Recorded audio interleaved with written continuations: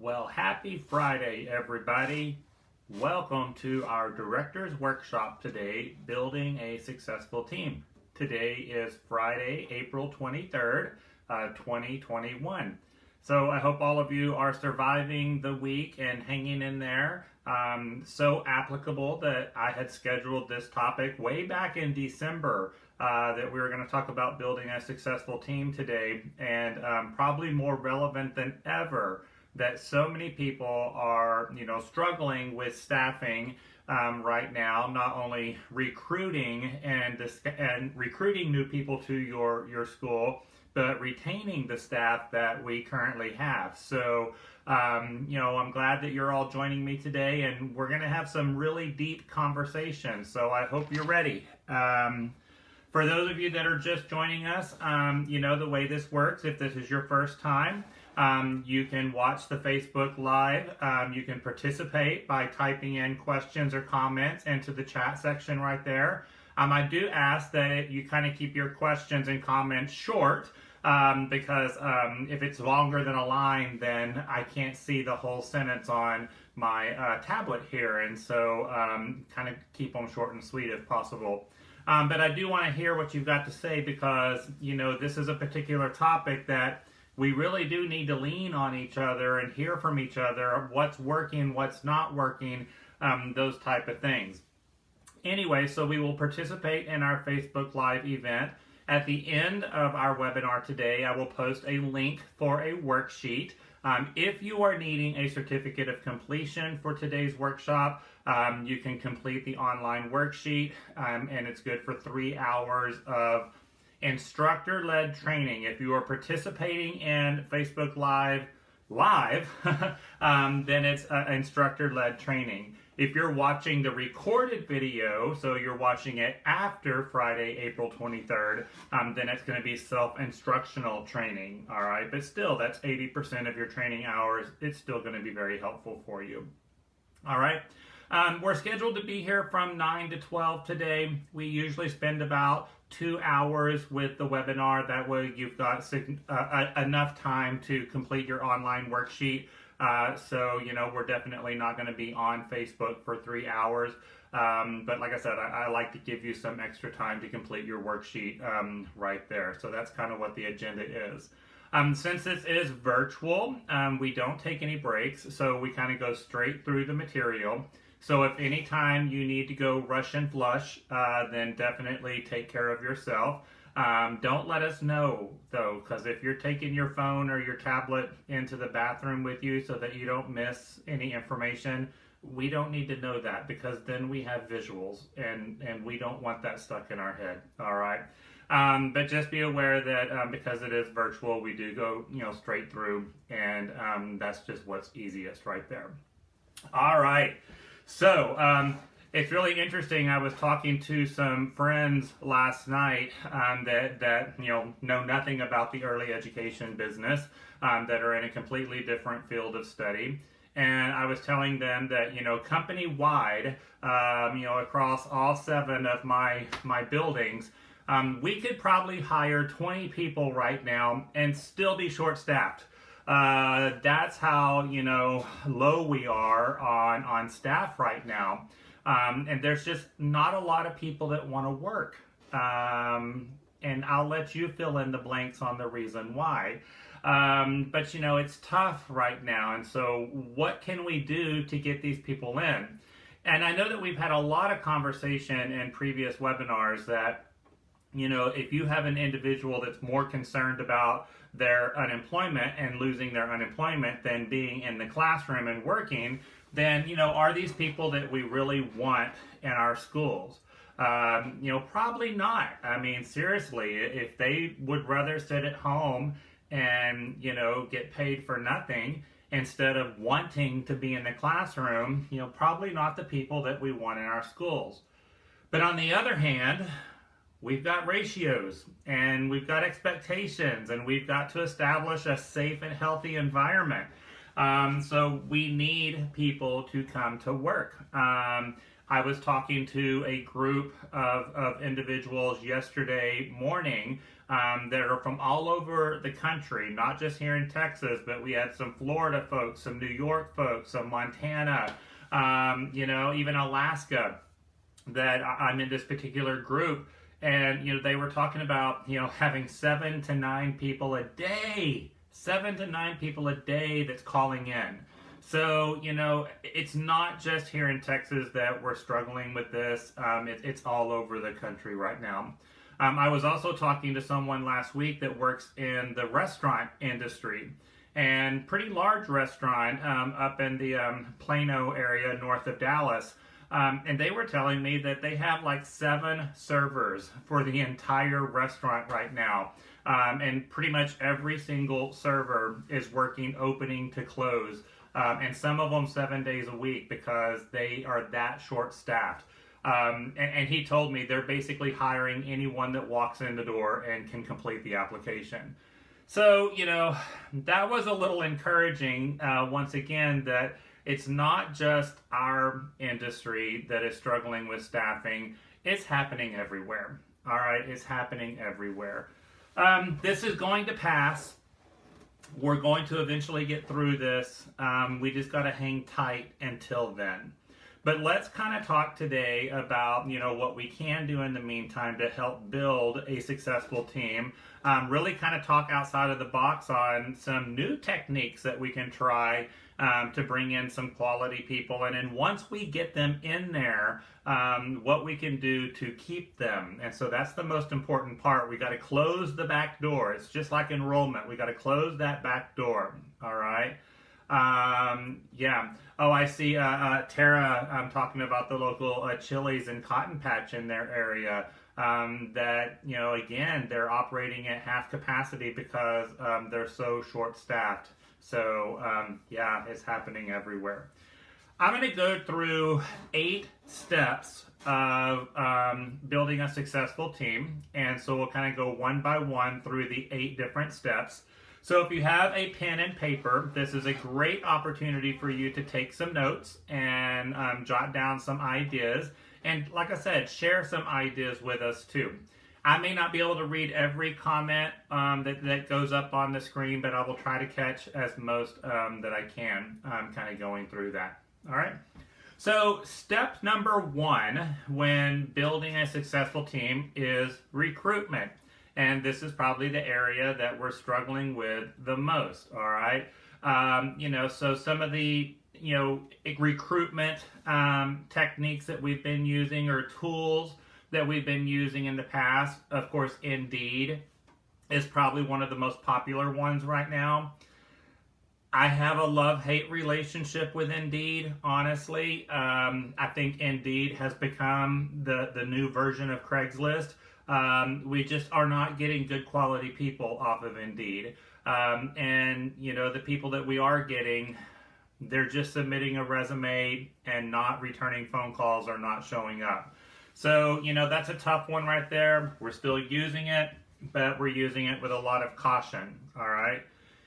What I have found that has been our biggest tool over the last probably year and a half now has been Facebook Jobs, all right? And it's actually a lot cheaper, Facebook Jobs. There's a free version of it, but then you can also boost your post, and you can kind of set your dollar limit on what you want to spend. But like I said, again, it's a hit or miss, just like Indeed, but we have had better success with Facebook Jobs. I like Facebook Jobs for a couple of different reasons. Number 1, you get a picture of the person that is applying for the job. Legally, you can't take a picture of someone whenever they turn in an application. That could go into the realm of discrimination right there. But, let's be honest. It's nice to know what people look like, all right, whenever they're applying for the job. And I know that we've talked for many years now about part of the screening process is, you look people up on social media, whether it's Instagram or Facebook or TikTok or whatever platform that, you like to go to.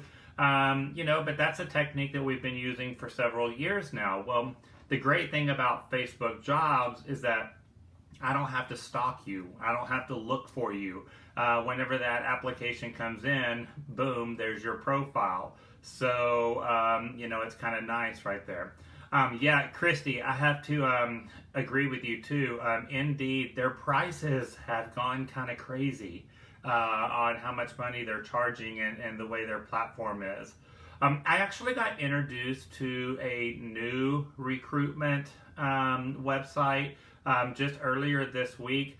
I haven't had a chance to look into it yet, so I don't really want to mention it, but I'm being optimistic and it looks promising. So as soon as I have a chance to test it and look into it, I'll kind of share it with y'all, but haven't gotten that far yet right there. Another really great way to recruit some good quality staff to your program is by using your current staff, all right? And I know this is a little tricky, and some people may say, well, that's kind of shady. I don't think it's shady. I think it's being smart. But all of your current staff have experience at other licensed childcare programs, and they probably keep in contact or are friends with people that they've worked with in the past, or they stay in contact with them on social media. So we like to create a banner on social media for recruiting staff or that we're now hiring, and share it with your current employees and ask them to post it on their personal social media accounts so that all of their friends that they've worked with in previous years can see that your school is hiring. We've actually had a lot of really awesome success, with doing that right there. And you might want to offer a little incentive for them doing it. So a cash incentive, for a referral, right there for that person. Now, when we talk about sign-on bonuses and referral bonuses, I've always liked to look at this as an investment, and your investment has to be solid before you pay out that money. So typically, we say that the person that is referred has to be with us for 90 days before that sign-on bonus is paid out, or before that referral bonus is paid out to the employee that referred them. That's typically how we like to do it. However, right now, people want instant gratification, and they want that reward right away. So that's tricky, because you don't want to go throwing out $250 for someone that's going to stay with you for a week, and then you're just out that money. So you might want to consider, if you're doing a sign-on bonus, instead of doing 90 days, maybe consider 30 days. I still think there needs to be a little bit of a time frame on there. But and maybe there's some type of instant gratification, like $25 gift card, or something like that, just so that they can get something in their hands that's tangible, to show that you appreciate them. Same thing with your current employee that is referring the applicant to you. Typically, if we're going to do a referral bonus, they have to be with us for 90 days. Both people still have to be with us after 90 days, the referring employee and the new employee. You might want to consider shortening that down to maybe a 30-day or 60-day. But even at that, something that we've done is for the employee that is referring applicants to us, that every application that is turned in, and if we schedule an interview and they show up, then we'll do like a $25 gift card, to that employee that referred them. So again, you get that instant gratification. And, instead of having to wait 30, 60, 90 days for that bonus. All right. We had a conversation yesterday, when we talked about referral bonuses and sign-on bonuses. And we even had a conversation yesterday with a group that I was working with about attendance bonuses, because so many programs are having issues with employees calling in and not coming to work. So, drafting up some type of attendance bonus where, if they can go 30 days and come to work every single day and not be late, then there's $100, $200 extra for them. If that's what we need to do, then that's what we need to do. The side of me that is desperate right now, I get it and I understand it. But this side of me, the leader and the coach in me, is, I have, one of my mentors is Ronald McGuckin, the attorney that defends child care centers in court. And I can hear Ron talking in my ear saying, you should never bonus off of anything that's in the job description. And attendance and being on time and coming to work is part of the job description. So why are we rewarding them more for doing their job? I hear that in my ear. I can hear Ronald saying it to me. But again, right now, we got to do what we got to do. So those are things that you might want to consider right there. I still believe that one of the best ways to recruit good quality people is word of mouth. And I do believe that when you're a good employer and when you're fair and consistent and you take care of your school family, word will get out and the good quality people will come find you. I still believe in that, all right? We just are in a position right now where we need to get people to talk, all right? We need people to share how much they love their school family. So there you go. Colleen, I do something very similar. We have wellness pay in our program. I've been doing this for over 10 years now, where, when they get their 10 days of paid time off after their anniversary date, their next anniversary date, any sick time or paid time off that they didn't use, we pay them out for it, all right? Now, that's a very popular benefit that we offer. We have a lot of employees that really love it. You just need to make sure that you draft up a policy that anytime they are out, you can apply time out of their bank. Because if you have people that say, oh, I want to take Friday off, but I don't want to use any of my PTO. I just want to go unpaid on Friday because they're wanting that extra paycheck on their anniversary date. It defeats the purpose. The purpose behind wellness pay is to reward them for coming to work. All right. So make sure you're doing that if you're considering this benefit. But it's a very, very, very popular benefit in our school. All right. I'm just kind of reading some of the comments right here. Yeah. All right.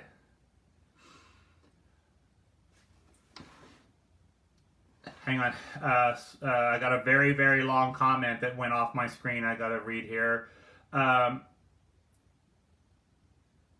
So I want to talk about unemployment.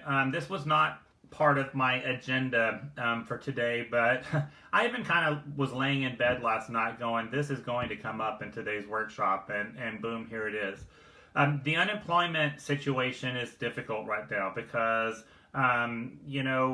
thousands and thousands and thousands of people are applying for unemployment, and all they have to do is type in COVID or disaster, and the computer system automatically is like, approved, pay them. Y'all, it's done by a computer, all right? These are not individuals that are looking at every single unemployment claim. So a lot of people have gotten smart, and they figured that out, that all they have to do is type in COVID or disaster, and boom, they're going to get the benefits.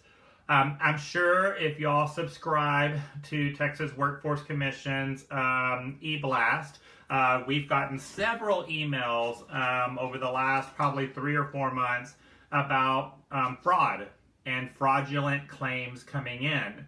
Not just people filing fraudulent claims, but there is some identity theft going on where, bad people are getting a hold of social security numbers and people's names and where they work, and they're filing fraudulent unemployment claims on individuals. If you see any of that, we need to report it, all right? And if you go to Texas Workforce Commission's website, there's actually a link for you to report fraud, all right? And so, some of these people that you send them home 2 hours early one day, so they only get 38 hours on their paycheck, and the next thing you know, you get an unemployment claim for reduced hours. It's like you missed 2 hours on your check. But that's happening. It's happening like crazy. People have become entitled when it comes to unemployment benefits. We got to get out of this, all right? And it's going to take some time. And as long as the federal government and the state is offering incentives to file for unemployment, it's going to continue to happen, all right? And, you know, what is it, $300 right now? I've lost track of how much the little bonus is for filing unemployment right now. You know, as long as that incentive is out there, people are going to continue to do it, unfortunately. So there you go. Oh, I don't know why my screen stopped moving up and showing me comments. All right, let's go back to recruitment and talk about some other tips for you as well. When you're creating ads on Indeed or Care.com or any of these websites that we use for recruitment, if you have the ability to attach the job description, that is always a good situation. Make sure that it's saved in a PDF. Don't attach a Word document, because what can you do with a Word document?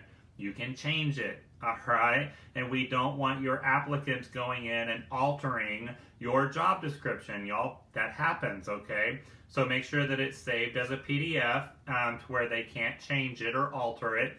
But I like attaching that to the recruitment ad. That way, when the person applies for the job, they know exactly what the expectations are. Before they even submit a resume or an application, they know what the expectations are. Something else that we have found to be very helpful is to attach like a flyer with your benefits that you offer, all right? This generation of workers, they want to know what their benefits are. So, and remember, the most popular benefit in this country, and this has been going on for about 4 years now, the number one benefit that employees want is paid time off, all right? So make sure that you're including that, you know, in your recruitment ads right there, what benefits they're going to get in addition to their compensation, all right?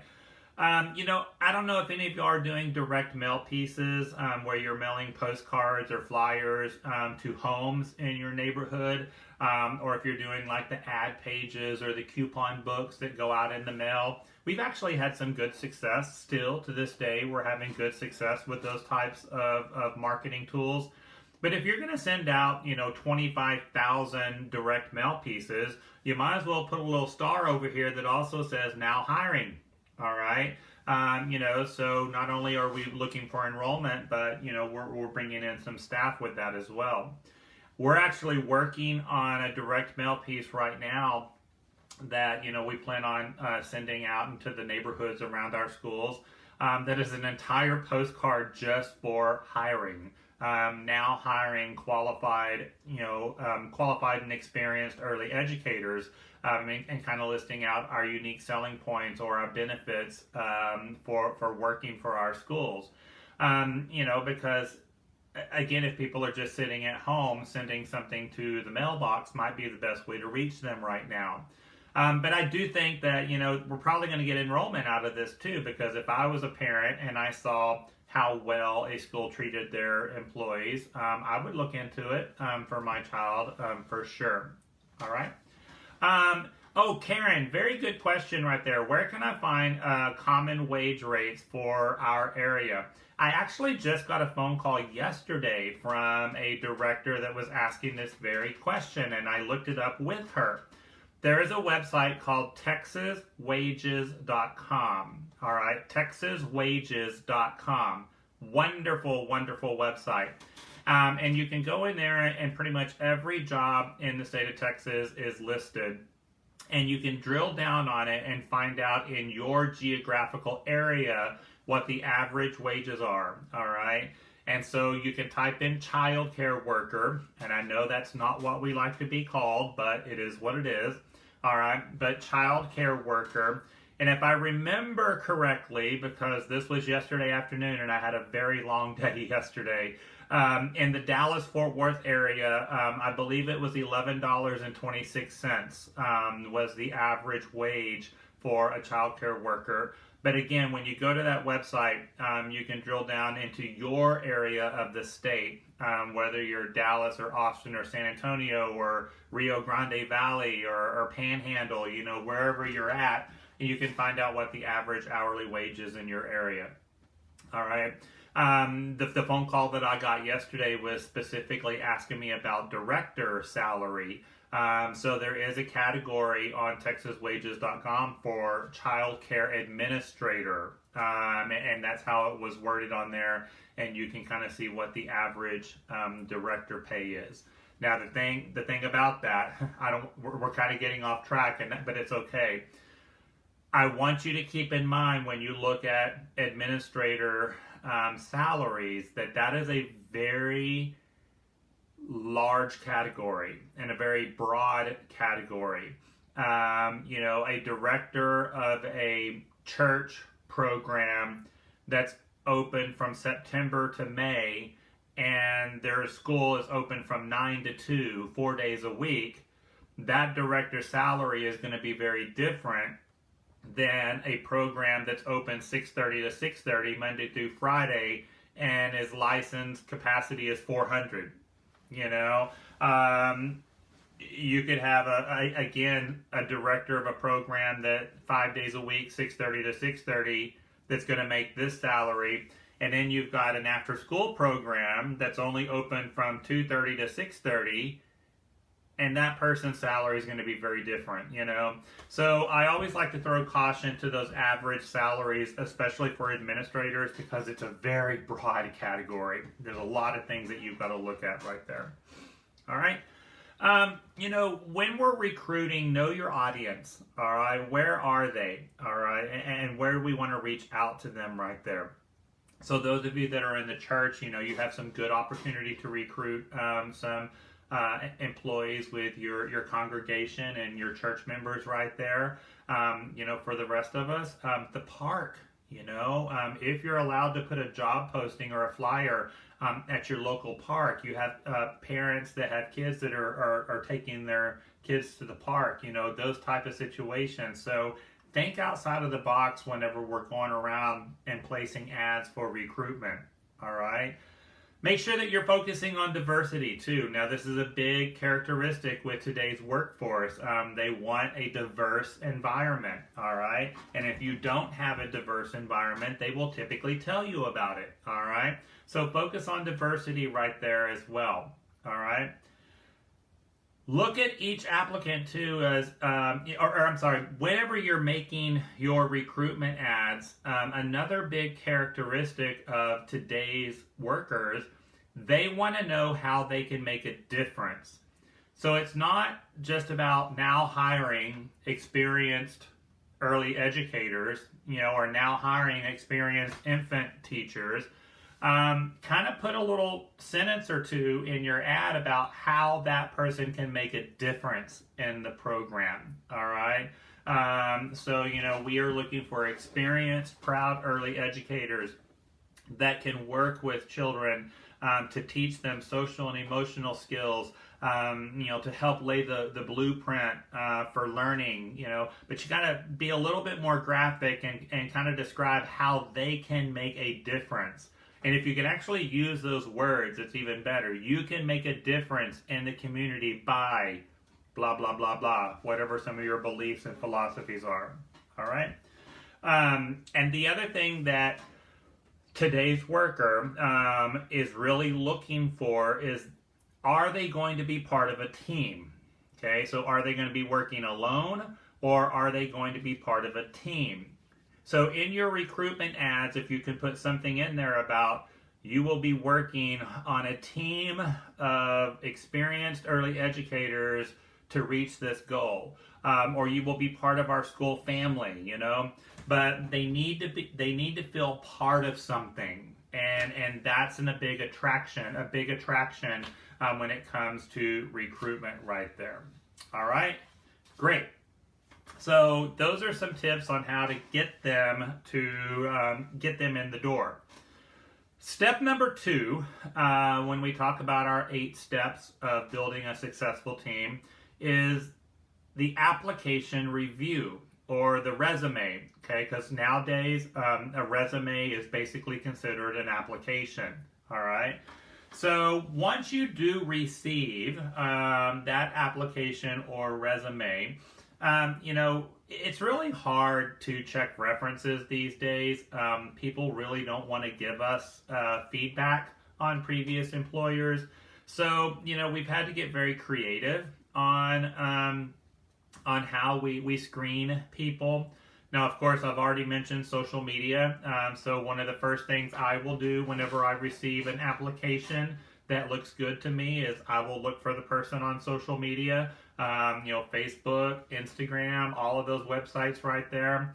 And you can get a pretty good idea of what type of person we're dealing with just by looking at their social media account. The other thing that I always encourage you to do is look up their previous employer's compliance history on licensing's website. Every single one of our schools, our compliance history is public knowledge, and you can pull that up on Child Care Licensing's website, all right? But you want to look, even if they were an assistant toddler teacher, doesn't matter, all right? If they worked at a facility that has really bad compliance, all right, then that person is most likely going to bring some really bad habits with them. And sometimes you've got to ask yourself, when I hire a new employee, how much time do I have to train them and to set them up for success? And y'all all know as well as I do that sometimes you have to untrain people before you can train them. And we've all been in those situations where we've hired people that have brought really bad habits with them. All right?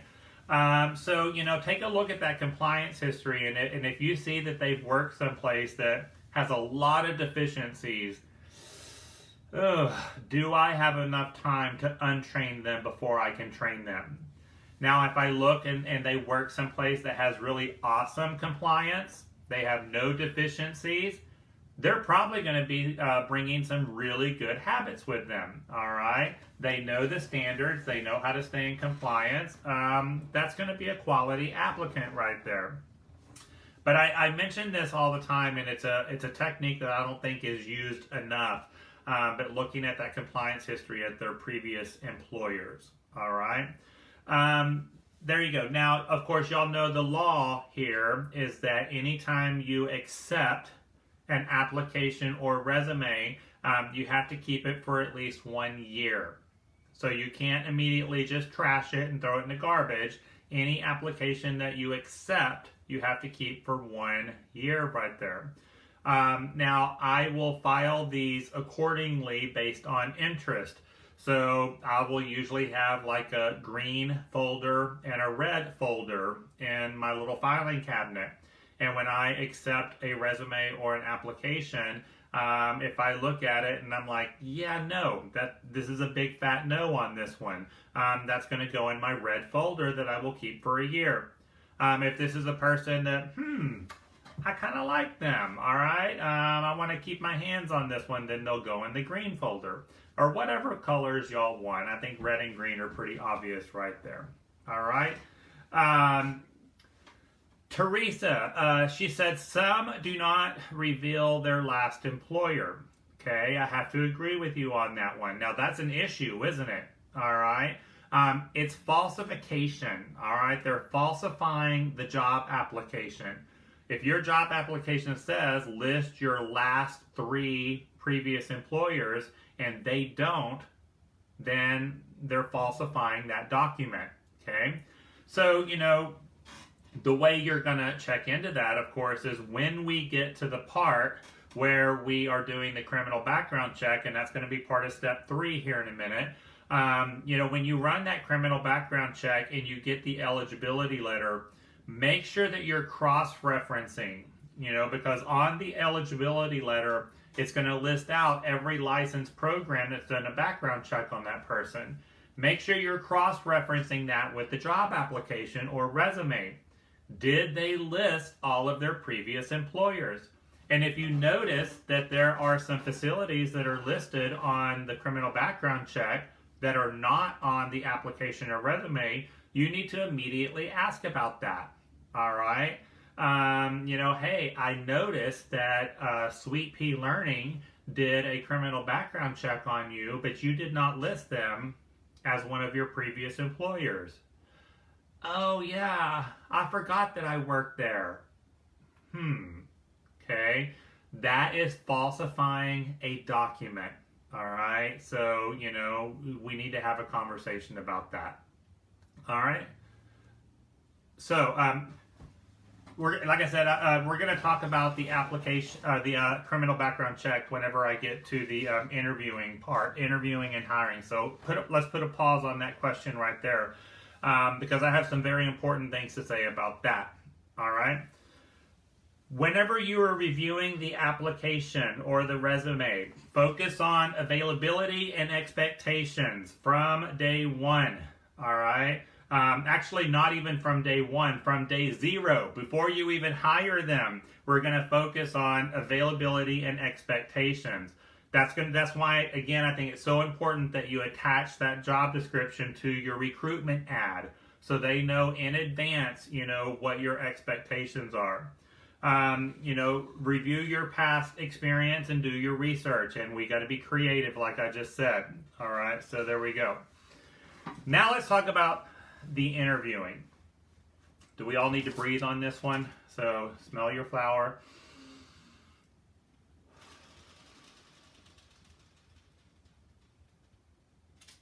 All right. Hey, Jennifer, it's texaswages.com. Texaswages.com is the website to find the average wage rate in your area. Now, I know that when it comes to interviewing, and interviewing is step 3, our biggest frustration when it comes to building a successful team is people that are not showing up for the interview. All right. I was just talking to a friend last night through text message, and she's like, I schedule 7 interviews, 2 of them show up, Actually, what she told me yesterday is she had 5 interviews scheduled, not one single person showed up. And so that's frustrating for all of us, and it's happening to everyone around the board.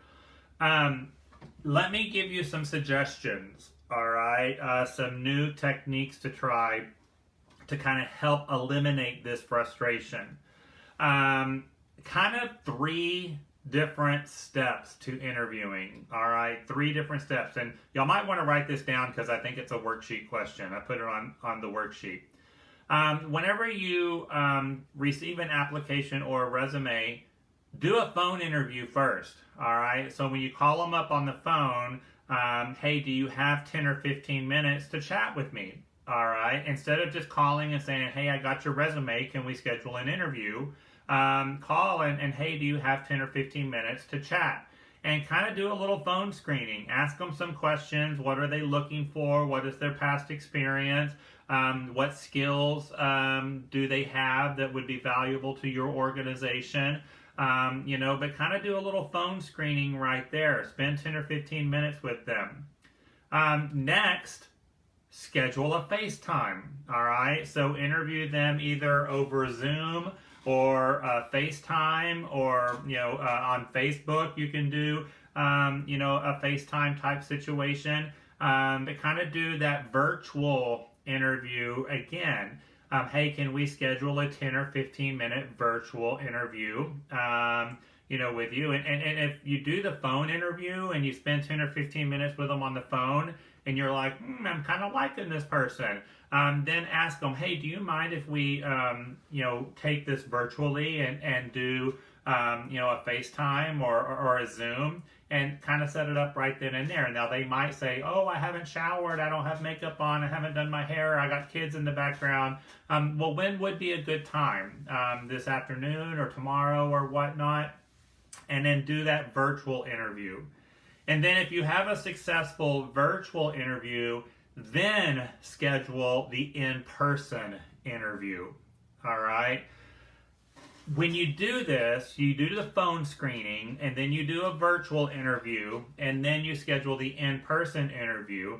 And the in-person interview is when we're going to spend, an hour together, and you're going to do your full-fledged interview. The first two, like I said, 10 or 15 minutes. It's not a lot of time. You're going to eliminate these no-shows, all right? Because if that person has already spent, 10 or 15 minutes with you on the phone, and then they've spent 10 or 15 minutes on a virtual interview, they are most likely going to show up for the in-person, all right? If they're just trying to play a game and they're just trying to show Texas Workforce Commission that they're looking for a job and they have absolutely no intention on showing up for the interview or coming to your place, they're not going to do the phone and the virtual, all right? That's going to eliminate so much frustration for you. Okay, so give that a shot. Give that a shot, and we all have that technology that these days to do that. Okay, now on your phone screening and your virtual interview, it's just like the in-person interview. All of your questions and conversations should be about the job description, and that's it. All right. Never ask any questions or have any conversation that's not related to the job description during the interview. All right. So stick to what the expectations are. All right. But ask them about their passion, their purpose. What is their vision? What is their philosophy? Make sure that their vision and their philosophy matches your program. Okay. You don't want to hire someone that has a different belief system than you, all right?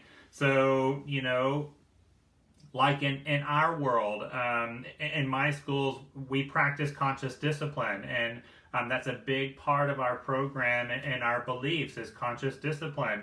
That if I'm interviewing someone that, I believe in corporal punishment and traditional discipline, you're probably not going to be successful here, all right? Or those type of things. So there you go.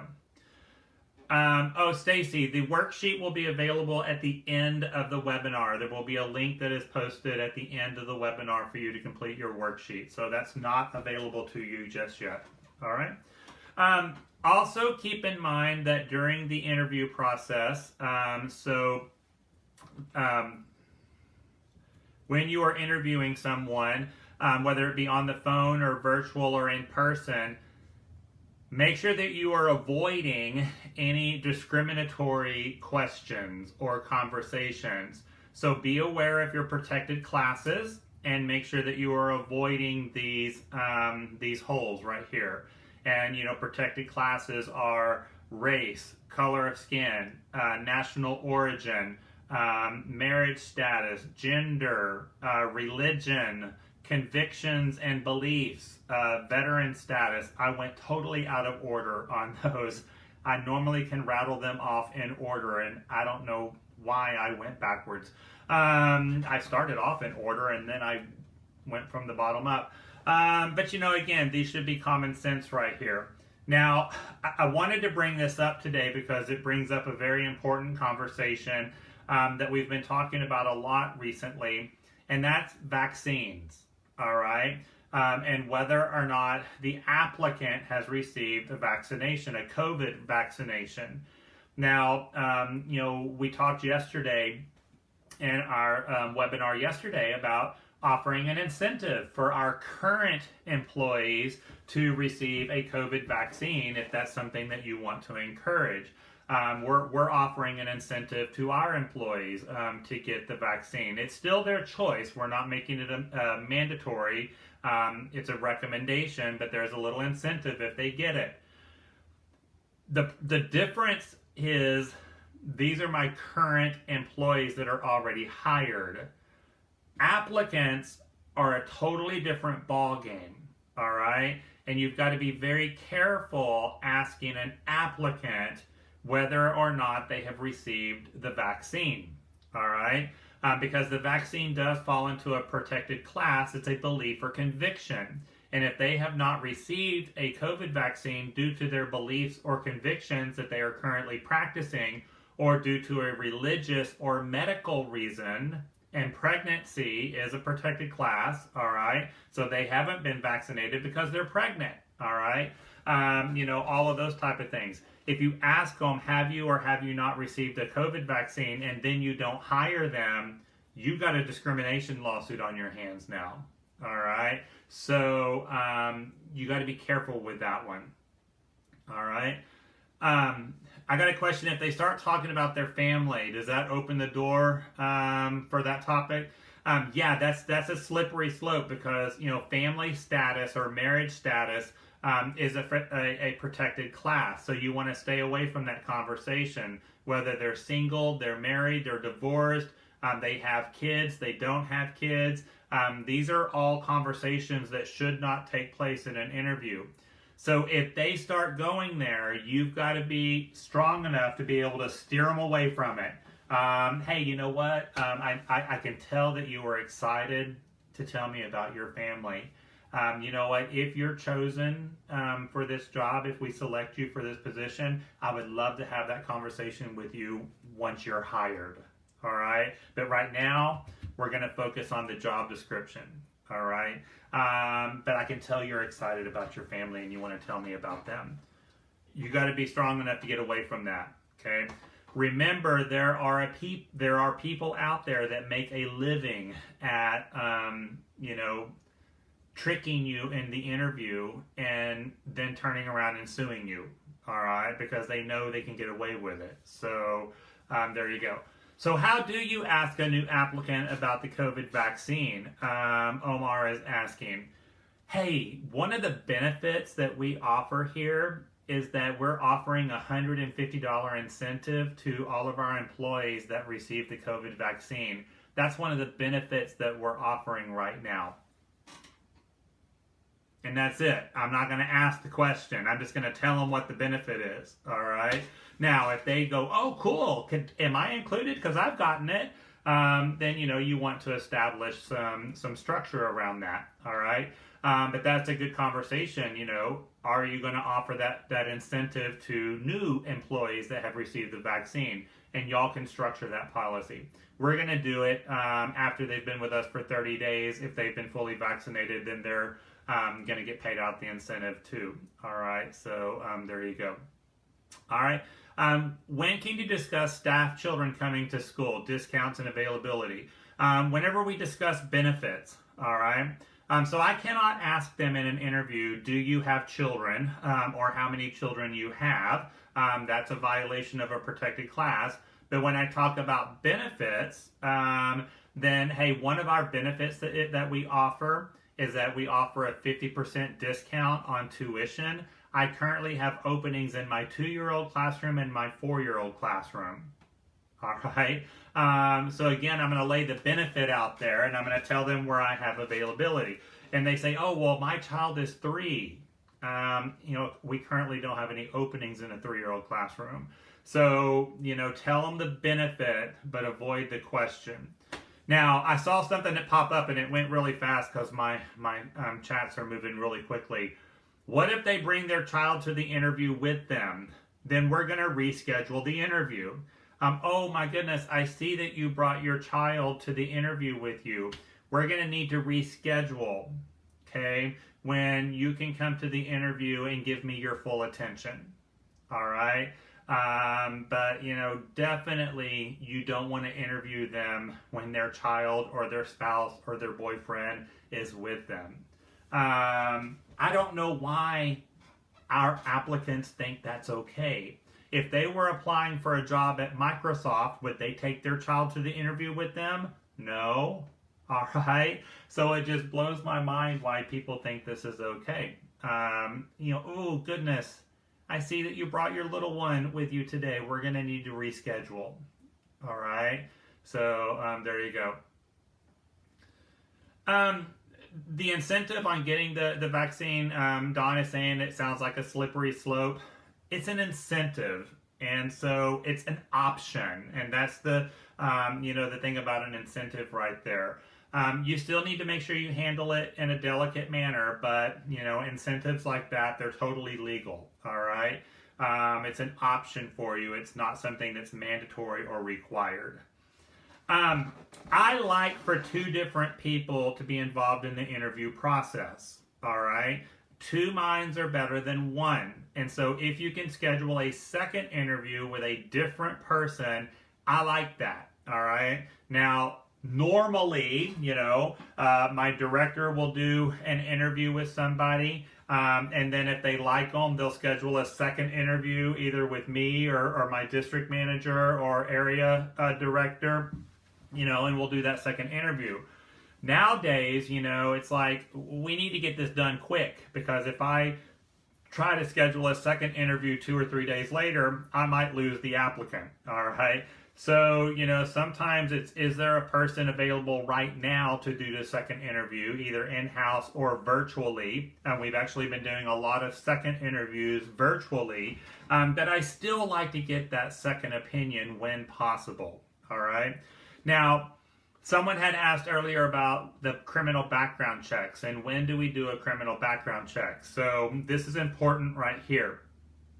When we go to the Texas Administrative Code, on the rules about background checks, you should do a criminal background check on anyone that you consider hiring. And that's the way it's worded, is anyone that you consider hiring, you need to do a criminal background check on them. All right. Well, that kind of opens you up for, I just saw a question I want to talk about when I get done with this. This really puts you at risk by, having them fill out the criminal background check application during the interview process. Because I've already told you there's certain questions that you cannot ask. All right. You cannot ask about race. You cannot ask about national origin. You cannot ask birth date, address. These type of things are prohibited questions in an interview.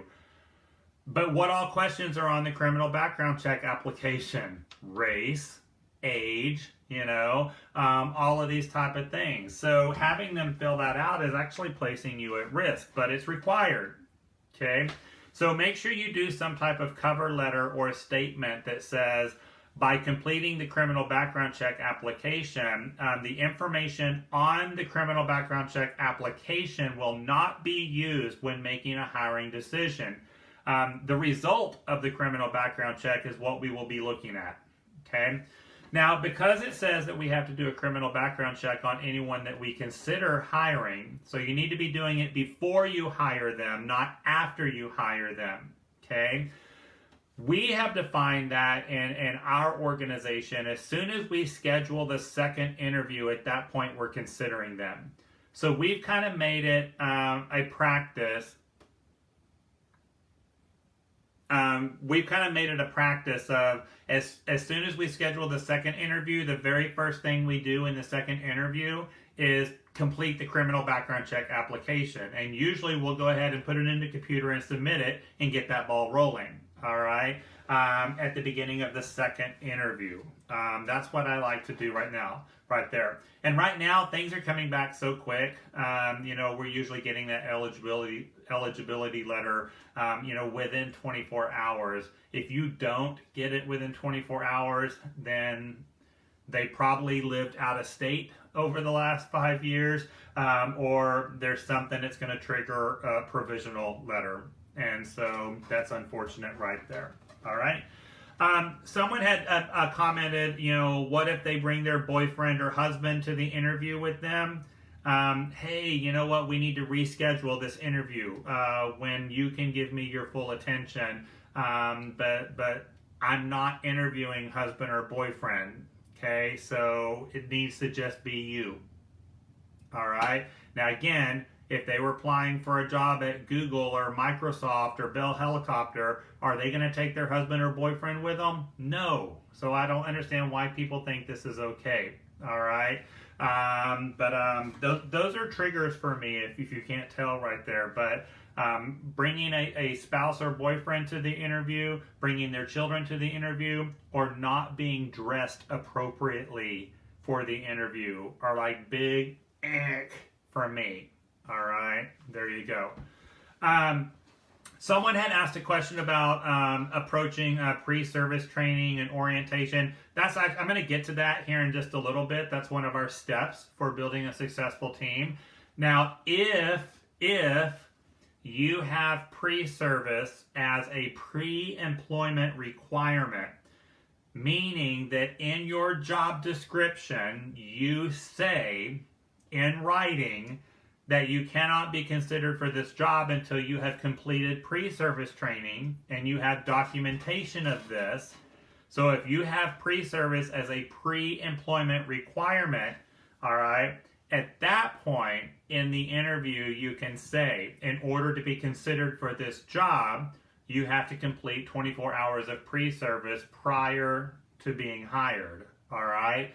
And you're already going to give them a copy of the job description, and so that's going to be listed on there if you're making this a pre-employment requirement.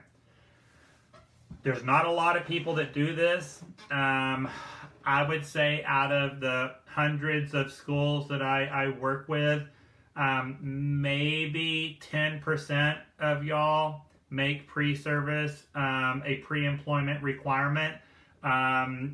But you're going to have to make that decision right there, all right?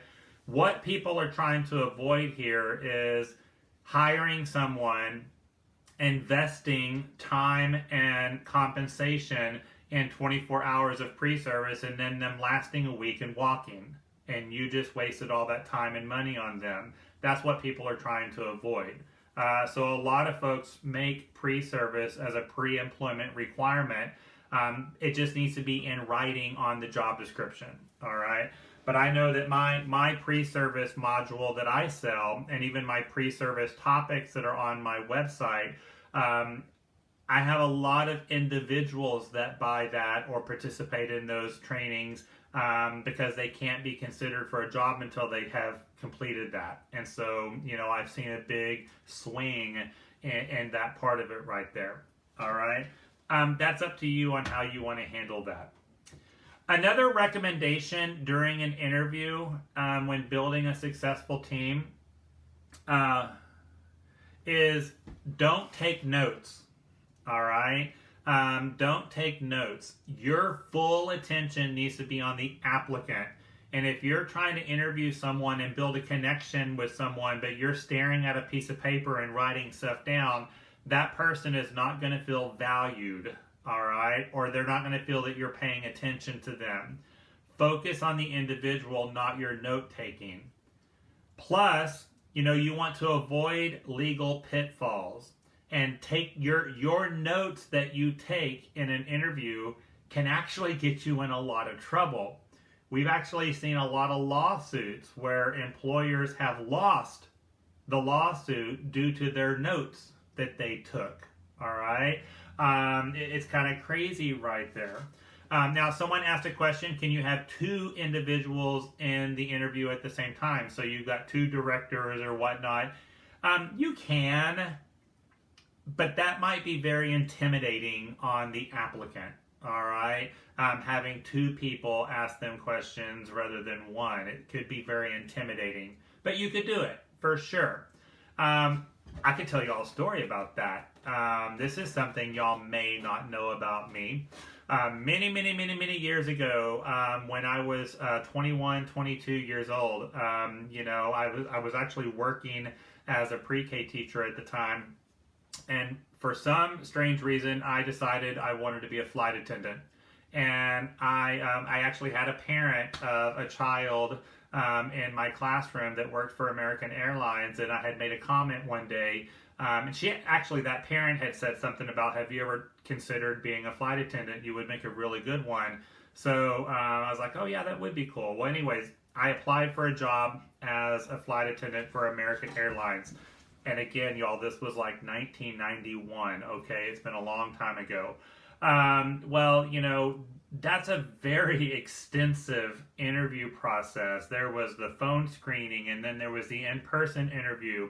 And they did it kind of all in one day. You did a one-on-one interview, and then you did I can't remember what the second step was, but the final step is they interviewed like 25 people at one time. And they were just like rapid fire questions. And then if you made it past that part, then it was a whole table full of people that interviewed you at one time. So it kind of went backwards, where it was 25 applicants being interviewed at one time. Then it went down to like a whole bunch of people interviewing you singly at one time. It was very intimidating. Oh my gosh, it was intimidating. But basically what they were trying to see is how well you stood up under pressure. And of course, for a flight attendant, that's important. You've got to have that skill that you can stand up, you know, when you're in a very intimidating pressure situation. And so, and then the final part of the application process was a physical. You had to do a physical at the end of the interview. I failed the physical.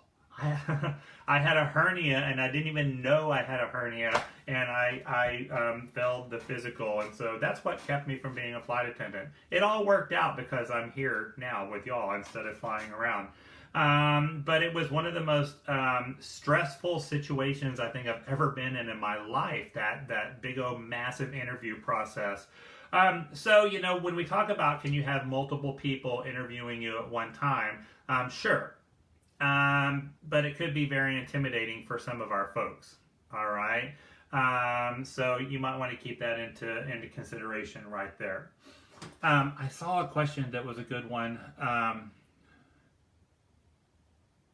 So Omar's asking, if we say that pre-service is a pre-employment requirement, do we have to pay them for it? No. If it's a pre-employment requirement saying they have to complete this before we will consider them for hire, at that point you don't have to pay them. You only have to pay them if it's a post-employment requirement. All right. So there you go. All right. So let's kind of move on right here. Once again, stick to the job description right there. I am a firm believer in honesty and just being very blunt sometimes. And right now, whenever you are interviewing folks, you know, you probably need to talk about your enhanced health practices and talk about wearing a mask in the classroom. Talk about the fact that, you know, it's a tough time right now, and, you know, we're under a lot of pressure, and especially if you are short-staffed. We are short-staffed, and so it's going to be rough for a little bit, all right? You know, don't sit there and paint this big, beautiful unicorn and rainbow picture, but reality is we're tight right now, and things are tough, all right? Be honest with them. You know, I can't tell you how many applicants that do work for 2 or 3 days and then they're like, I'm out of here. And, you know, when we do exit interviews, it's like, why did you only stay for 2 or 3 days? Well, during the interview, y'all painted this big, pretty picture that things were going to be wonderful. And, you know, you told me about all this blah, blah, blah. And then I get here and it's crazy, right? Well, we probably should have been honest with them up front. It's a little crazy right now. All right. I need people that's going to help us get through this. All right.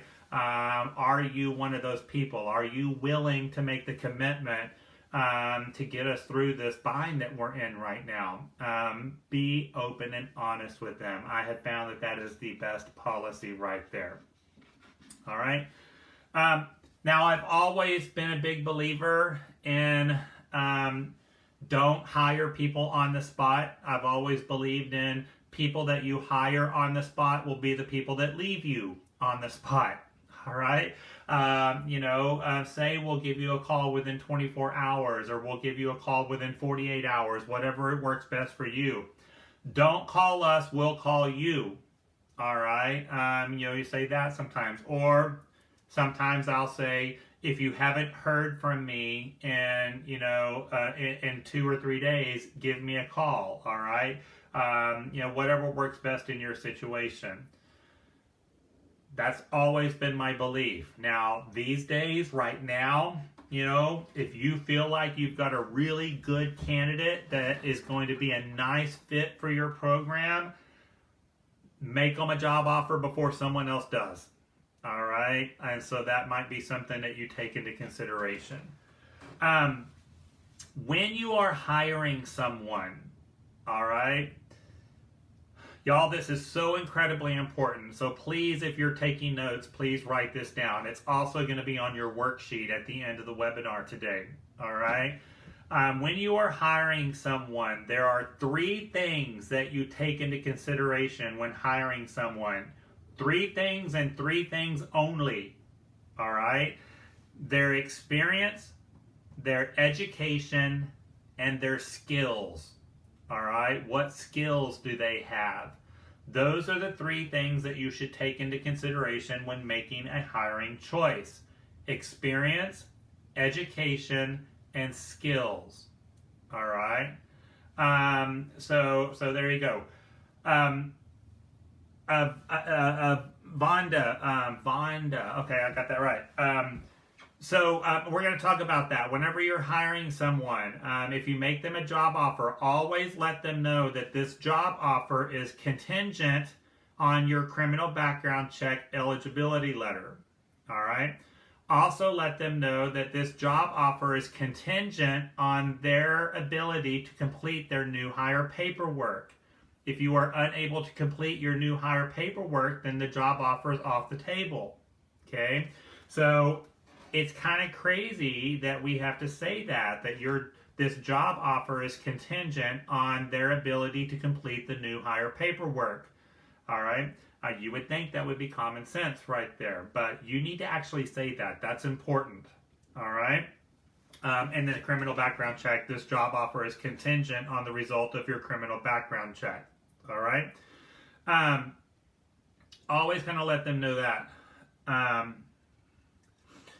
Jill is saying personality does matter, though. I agree with that.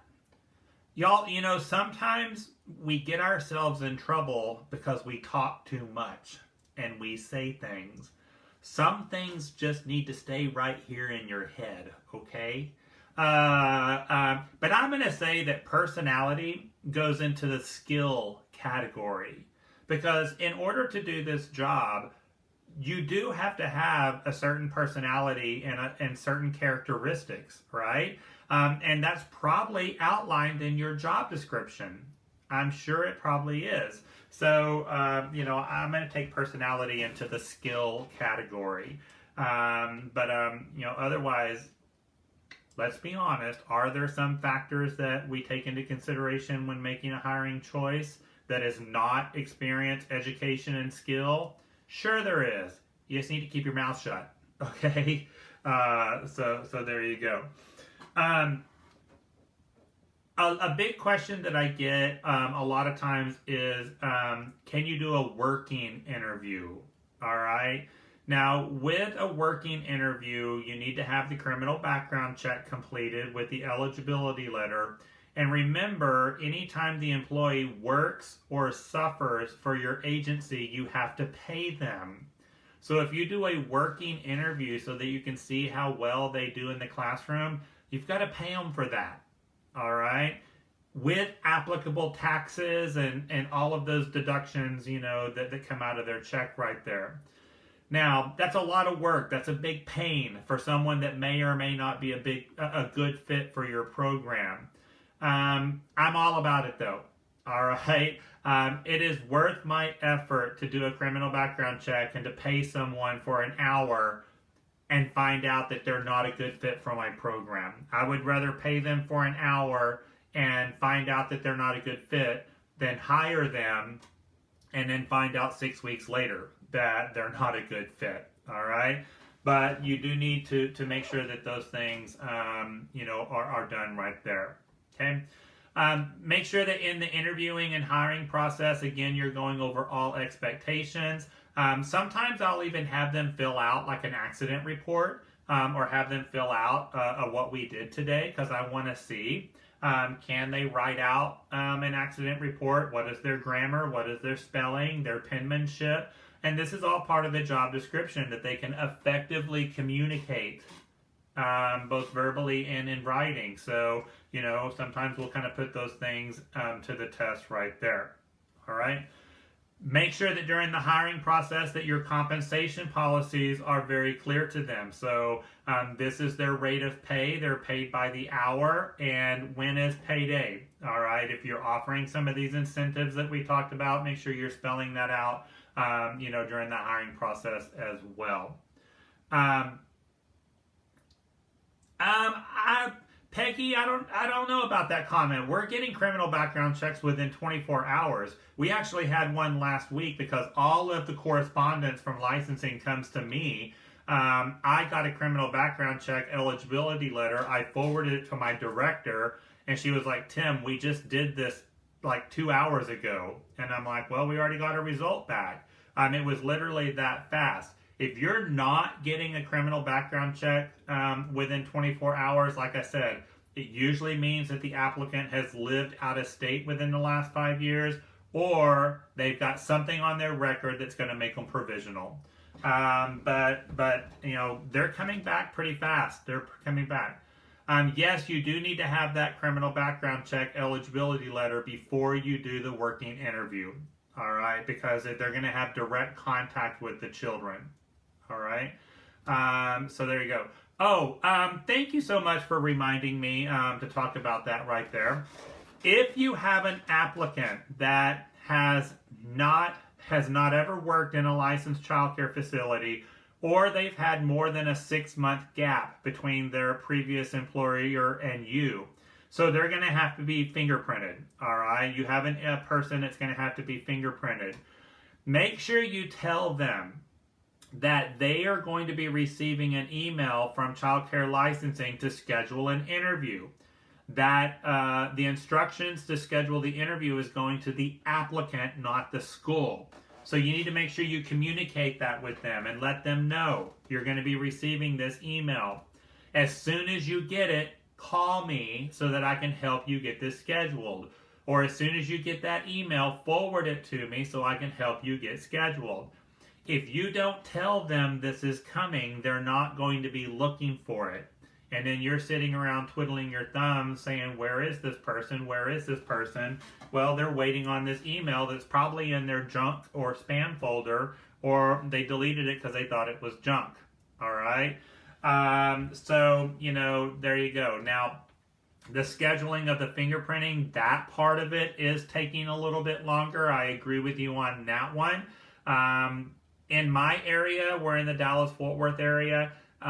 Over the last year, licensing has been making a lot of pop-up locations, additional locations for people to get fingerprinting because, it's been a little bit more difficult to get that done.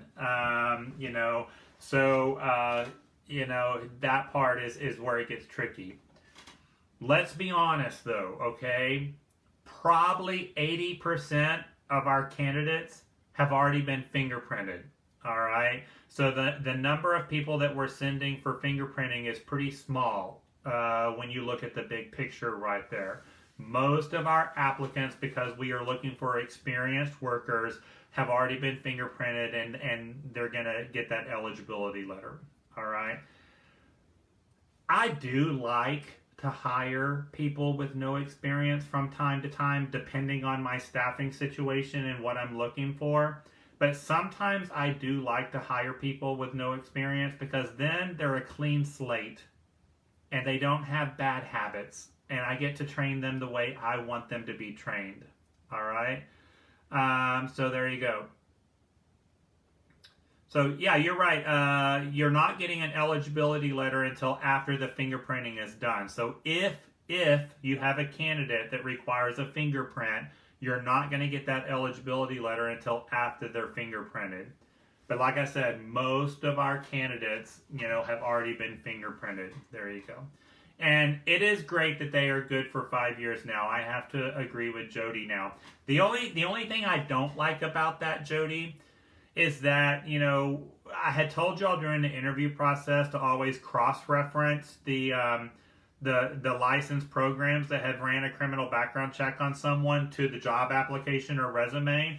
But I like doing that with our current staff too. So, like prior to 2019, when it was every 2 years, I could tell if my current staff was out there looking for another job, because if I did a 2-year renewal on their background check and I saw that a couple of other places ran a background check on them, they've been out there looking for something else. Now, I'm not going to get that until 5 years, down the road. But it's still, make sure you're paying attention to your current employees whenever you do their renewals. See if someone else has been running a background check on them. All right.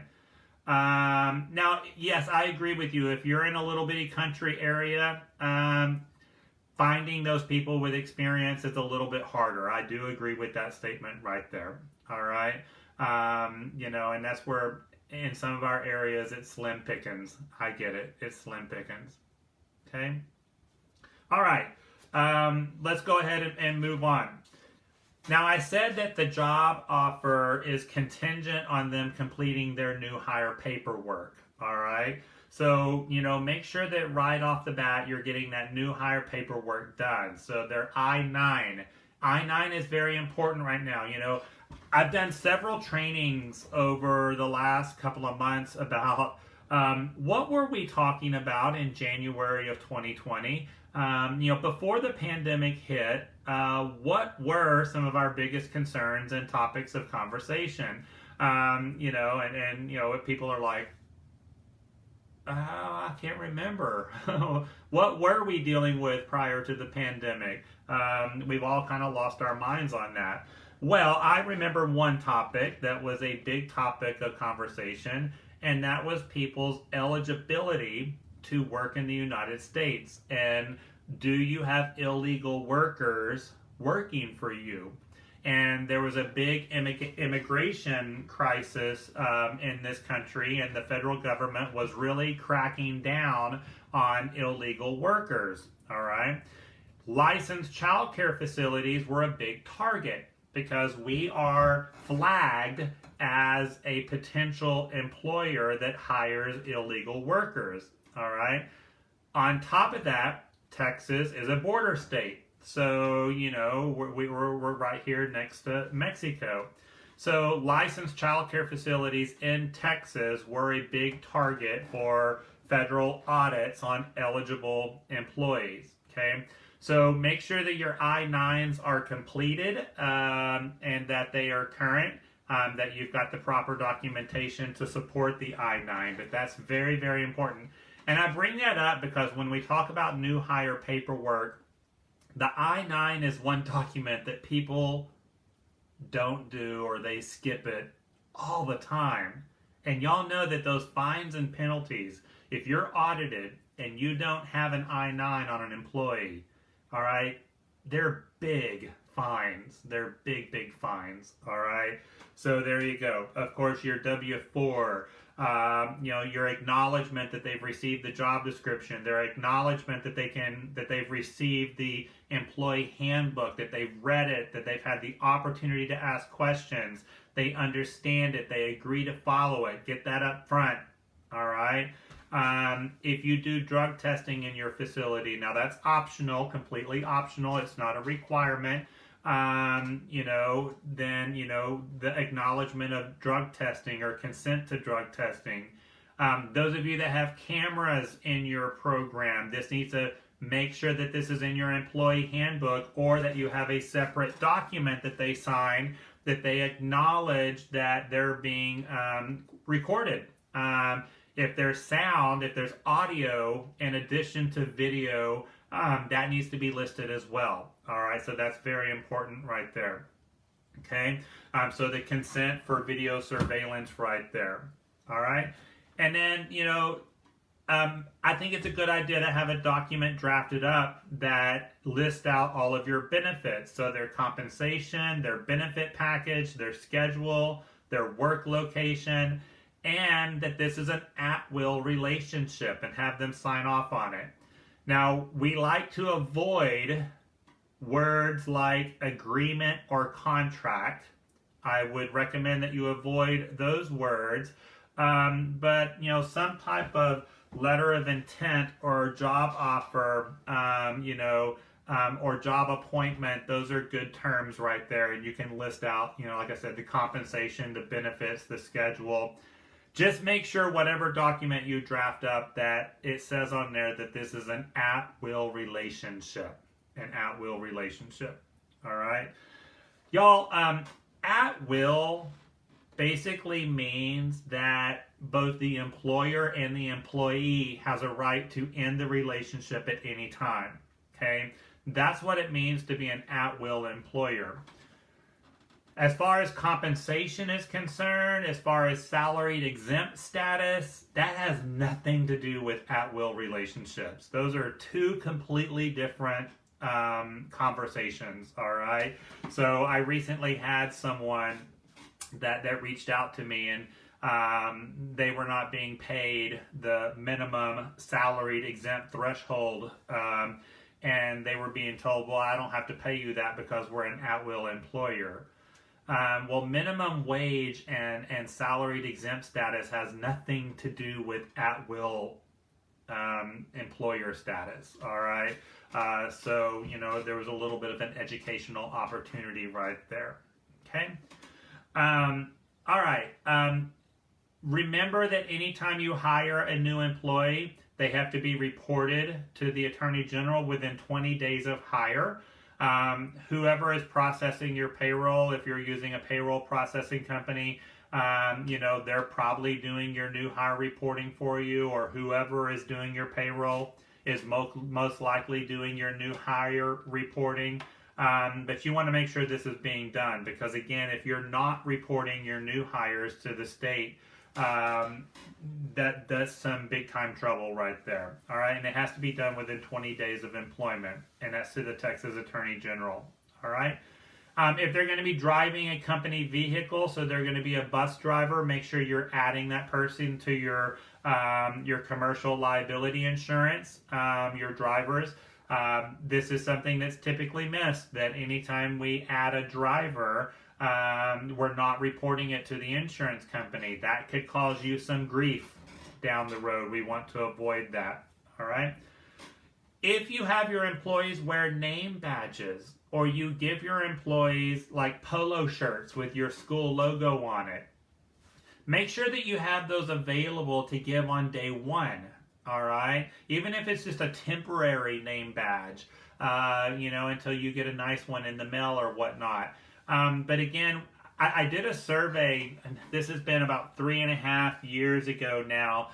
I conducted a survey about turnover in this industry, and why people were leaving their preschool jobs, especially, pretty quickly. And this was actually part of the feedback that we received, is that people did not feel like they were part of the school. They did not feel like they were part of the family, or feel like they were part of the team. And whenever we followed up and said, why do you feel that way? Why do you feel like you weren't part of the team? Well, everyone that works there has a polo shirt with the school logo on it, or everyone that works there has a name badge with their name on it. And I was there for 2 weeks, and I never got a polo shirt or a name badge. I was excluded and left out, And we actually got this feedback a lot. It was mind-blowing how much I got this particular feedback from all over the country. It wasn't just here in Texas. It was a nationwide thing that we did. So what are you doing to make them feel included right away? All right. So, have that, extra stack of polo shirts, in various sizes ready, so that when you hire them on day one, you can give them, those polo shirts or t-shirts or whatever it may be. All right. Or a name badge, whatever it may be, so that they can feel included from day one. All right. We want to make sure that we're doing that. Hey, this is a little off topic. This is a conversation that we had just the other day that I thought was very interesting. We've been under the emergency orders with Health and Human Services, for the past 9 months, which were lifted earlier this week. But it sounds like most people are going to continue to follow those emergency orders. Have you become relaxed on your dress code? Since parents aren't coming into the building, have some of you that required khaki pants in the past now letting employees wear jeans, or being a little bit more relaxed? And it's interesting because, again, during this stressful time, and especially with us being short-staffed and people are really having to pull their weight, you know what? What's the big deal about letting them wear jeans? If that's going to make them happy and, help them give that extra effort, let them wear jeans, Lordy. But I was like, that was something that I hadn't even thought about, that someone brought up, and I was like, that's interesting. That's something we need to take into consideration. Maybe we can, relax a little bit on some of this stuff, if that's going to make them happy right now. All right. So yeah. Now, looking like they just rolled out of bed, that's a different story. You still need to be presentable. And that's the conversation we had, earlier this week about, relaxing our dress code a little bit. I'm totally okay with that, but they still need to be presentable for work. All right.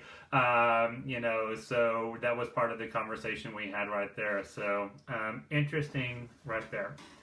All right, let's talk about orientation. I don't want y'all to look at orientation as an obstacle or a distraction or, I got to do orientation, all right? Orientation is fantastic for so many different reasons. I think that when we talk about building a successful team, this is one of the most important steps, is orientation.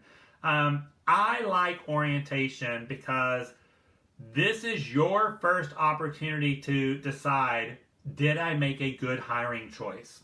All right? Because y'all know as well as I do that, sometimes when people come to an interview, they put on a dog and pony show. And many of us have been in that situation where we thought we were hiring a really good candidate, and then they show up and you're like, who are you? Where's that person I interviewed? This is not them. But I love orientation because it's your first opportunity to see, did I make a good choice? All right. And again, that's going to be on your worksheet later on. All right. Why is orientation so important? Because it's your first opportunity to see if you made a good choice. All right. And I have been known many, many times, all right, to get halfway through orientation and stop and say, you know what? I don't think this is going to work out. I think we should go ahead and call it quits now. All right. It's like going on a blind date, and halfway through the date, you're like, I got to go. All right. This ain't going well. That's kind of like what orientation is right there. Wow, I really did get the right person. I like it also that childcare licensing gives us 7 days to complete orientation, because I want y'all to remember the United States Department of Labor actually issued this data a few years ago that a new employee typically only remembers about 7% of the information given to them on their first day of work. 7%, all right, is what they remember on their first day of work. There's so much important information that is shared during orientation. We want to make sure that this really sinks in, all right? So I like it that they have 7 days to complete this. That way you can kind of stagger it out, all right? Now, if y'all have not seen it, I created back in 2019, prior to the pandemic, I created what we call our new school family member training plan. And you can find this on my website. If you go to timthetrainer.com and go to documents, you can actually download this and take a look at it. You're probably going to change it up to match your program's philosophy and beliefs. But you're going to see here that this is a 12-day plan.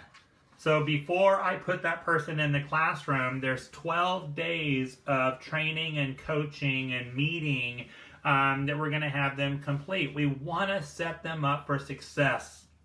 We want them to retain the information that we're sharing with them. We're investing in this new employee. We don't want them to leave us within, a couple of weeks or after 90 days. We want to hire to retire. That's the goal here, is to hire to retire. All right. So after I did a lot of research and I talked to a lot of people about why did you leave after 2 weeks or why did you leave after 90 days or whatnot, I built this training plan.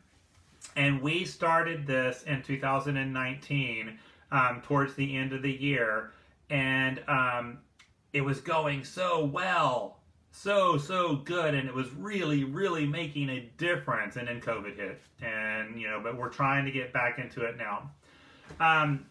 If you're freezing, if the video feed is having some technical issues, my advice to you is to make sure that all other applications are closed. So if you're using a tablet or a phone, make sure that there's nothing else running in the background. The only thing open is Facebook. If you're using a computer, same thing, that you don't have other websites up and running or you don't have ProCare up and running. The more that you have running in the background, it interrupts the ability for the internet feed to come in or the video feed to come in. So that's my first suggestion to you. I don't think I told y'all at the beginning of today's webinar. I have some apparently big time dangerous storms that are heading to my area. And at first I was like, ooh, I hope it doesn't interrupt our Facebook Live today. But it appears, according to WeatherBug, that the storms are not going to come until after we're done. So I was like, oh, yay. Because where I'm at right now, if it just starts sprinkling, my internet and my cell service goes kaput. So I meant to tell y'all that at the beginning of today, that if our storms hit, this training may end really quickly, but it looks like we're going to make it through our presentation before the storms hit. All right. So there you go. So kind of take a look at my new school family member training plan, and you're going to see that it's pretty extensive. Now, not only are we doing the required training that is required by child care licensing, not only part of orientation, but also the pre-service part. I do pre-service as a post-employment requirement. I'm not one of the people that do it as a pre-employment, but you see all that is included in here, but it's kind of staggered out. So you're not just shoving all of this training down their throat, the first day. I just don't think that's a good first impression for a new employee to be spending the first 3 days stuck in front of a computer doing training. That's their first impression of your organization. When I designed this new school family member training plan, I really wanted to include a lot of connecting, a lot of building relationships, a lot of time that the new employee is going to spend with the director, a lot of time that the new employee is going to spend with the assistant director, or I call them director of education and director of administration. We don't call them assistant directors. But you'll see in here that they're spending time with these individuals. We have a position in our organization called team leads or emerging leaders. So they're spending time with their team lead, all right?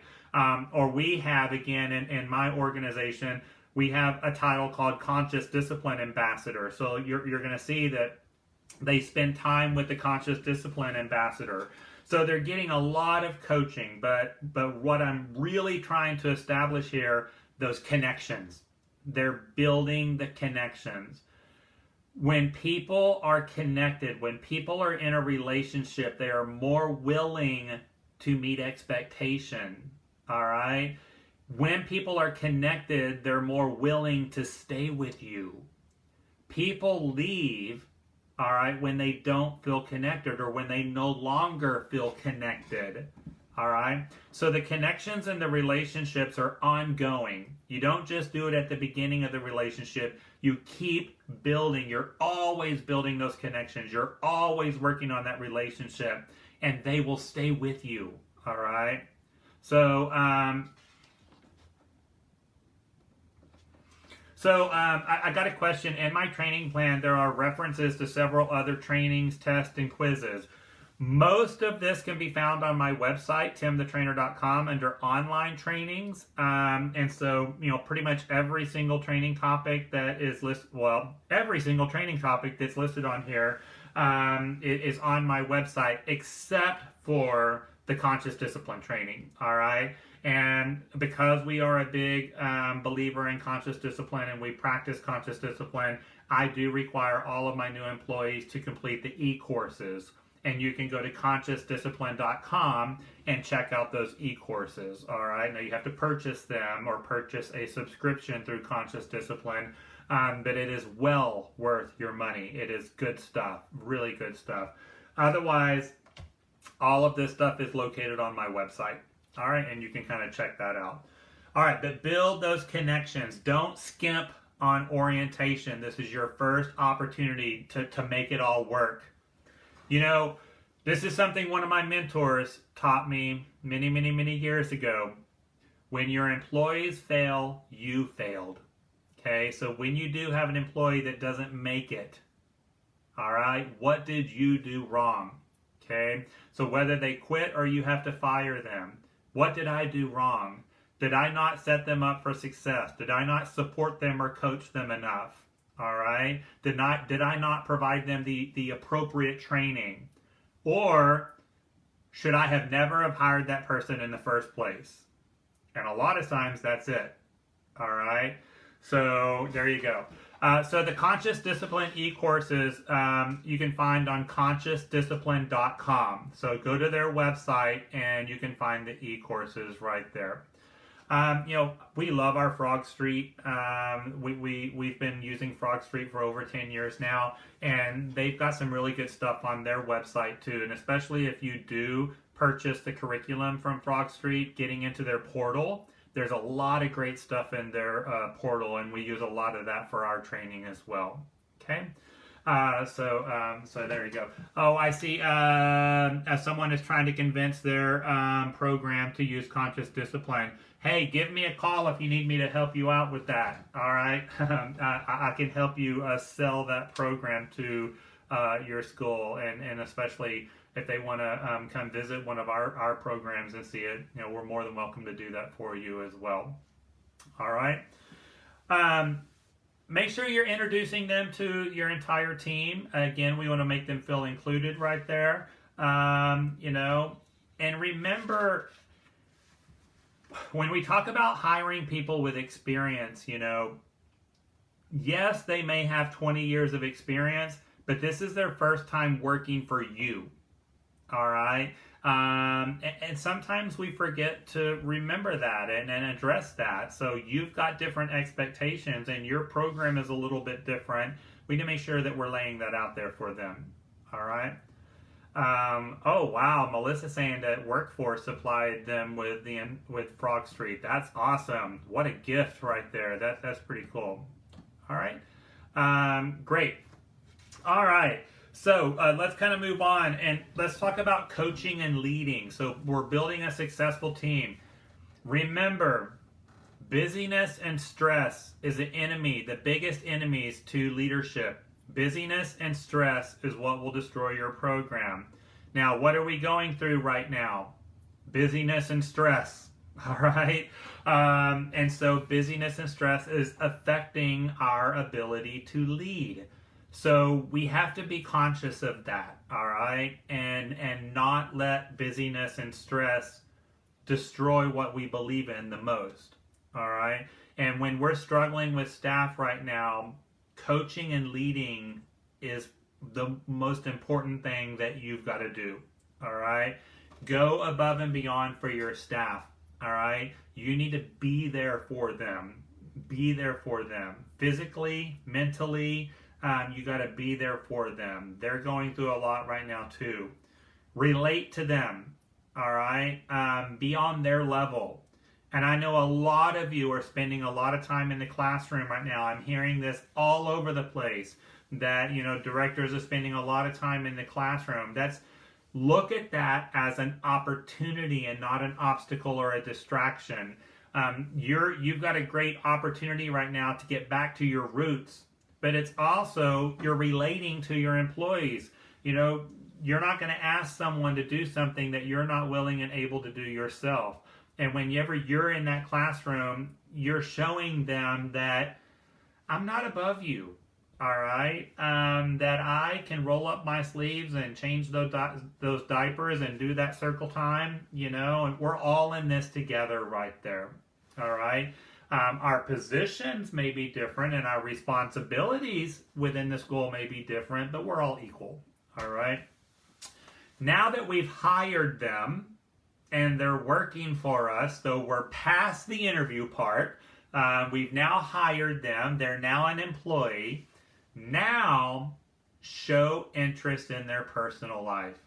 All right, show an interest in their spouse, their kids. All right, what's important to them in their life. All right, this is another big characteristic of today's workers, is that my boss not only cares about me, but they care about my family. You know, so after you hire them, you know, ask them, you know, maybe have a little worksheet or something about their spouse's name and birth dates and their kid's name and birth dates, you know, and then when you have your infant teacher and it's her husband's birthday, you send a greeting card to your infant teacher's husband, you know, happy birthday card. Y'all, that means a lot to them. That means a whole lot to them, or their own personal children. And you're not sending it home with them. Send it in the mail, you know, so it's kind of like a surprise right there. Now, once you start this, you got to follow through, because you can't just do it for one or two people. You got to do it for everybody, okay? Or else it's going to backfire on you. But just showing that you care about their personal interest or their personal family, y'all, that goes a long way. It goes a really, really long way right there. All right. You know, we like to do in a normal world, like a big staff family picnic or something where, you know, it's our employees and their families, so their spouses and their kids, where we go to the park or we go to the zoo, or whatever it may be, the baseball game or something, where we're showing our appreciation not just to our employees, but their families, because if their spouses and their kids aren't supporting them, then they're not going to be supporting us. And so we've got to show that appreciation to everyone right there. All right. Again, when we ask employees what do they want from their supervisors, okay, one of the number one answers we get time and time again is they just want time. They want us to spend quality time with them. All right, so make time for your people. 5 minutes of one-on-one time reduces power struggles by 50%. So carve out 5 minutes of your day to spend with each individual employee. All right, just connecting with them. And it's best when you can do this when they're not responsible for a group of children, so outside of the classroom. It's the little bitty things that matter, all right, when we talk about coaching and leading. Create opportunities for new experiences. New experiences keep things fresh, all right? You know, hey, have you tried, I got this project that we can try that we can practice in the classroom, all right? Let's do that right there. Let's make some bird houses out of, you know, toilet paper tubes and peanut butter or whatever. I don't know, I'm just making stuff up now. You know, but create opportunities for new experiences, all right? Constantly remind them of expectations. All right, so what are the expectations outlined in the job description or in your quality assessments? And you're constantly going to be talking about those expectations. All right, this is not something you talk about during new hire orientation and then you never talk about it again. You're talking about expectations every single day. All right, there you go. How are you? sometimes we forget to listen. It's just, oh, how are you? And then we're like brain dead, right? If you're going to ask someone, how are you doing? You need to be willing and able to actually listen to their answer. Now, that comment right there, I think brings up a really good conversation. Whenever I'm talking about leadership and coaching, making yourself available to people. When you're walking in and out of the classrooms throughout the day, you need to be taking temperature checks, all right? And I'm not talking about this temperature check that we've been doing at the front door for the past year. But when you walk into a classroom, get a feel for the teacher's personality and her mood. The children, are the children happy and excited? Or are they looking a little frazzled and anxious, But when you walk in and out of those classrooms, take that temperature check. And if you see that teacher that's just not herself today, hey, Karen, your body is saying that you seem a little anxious today. What can I do for you? How can I help you? Or the kids, their bodies are saying, they're a little frustrated today. It's a little chaotic. What can I do for you? How can I help you? All right? But take those temperature checks. Don't ignore it whenever you walk in and out of the classrooms right there. Be proactive. Don't wait for a problem to come to you. You go to the problem. That's effective leadership right there. Okay? All right? Is there anything I can do for you this morning? I love that, all right? A lot of times they just want to be listened to. They just want to know that they are cared about, all right? When we talk about coaching and leading and building a successful team, we kind of need to do a self-reflection as well. We need to look in the mirror and we need to take a good look at ourselves, all right? So today, April 23rd, 2021, where is your passion? All right? What do you believe in today? All right? And we kind of need to do a check on ourselves. You cannot give what you don't have. And if we're struggling with our own passion, we're struggling with our own purpose, we can't transfer that belief to our employees. All right? And it kind of goes back to our basic conscious discipline training. My state dictates your state. Okay? Now for children, my state dictates your state. For an adult, my state influences your state. So if I'm the leader of the program and I'm struggling with my passion and I'm struggling with my purpose and I don't know why I'm here, all right, then I'm influencing all of this onto my employees. Okay, so we need to do a passion check on ourselves. Okay, because it's amazing how your state does influence others' states. All right. How do I handle burnout on teachers? Because everyone's tired these days. I actually did a webinar about 2 or 3 months ago on preventing classroom burnout. You can find that on my website, timthetrainer.com. You might want to check that out.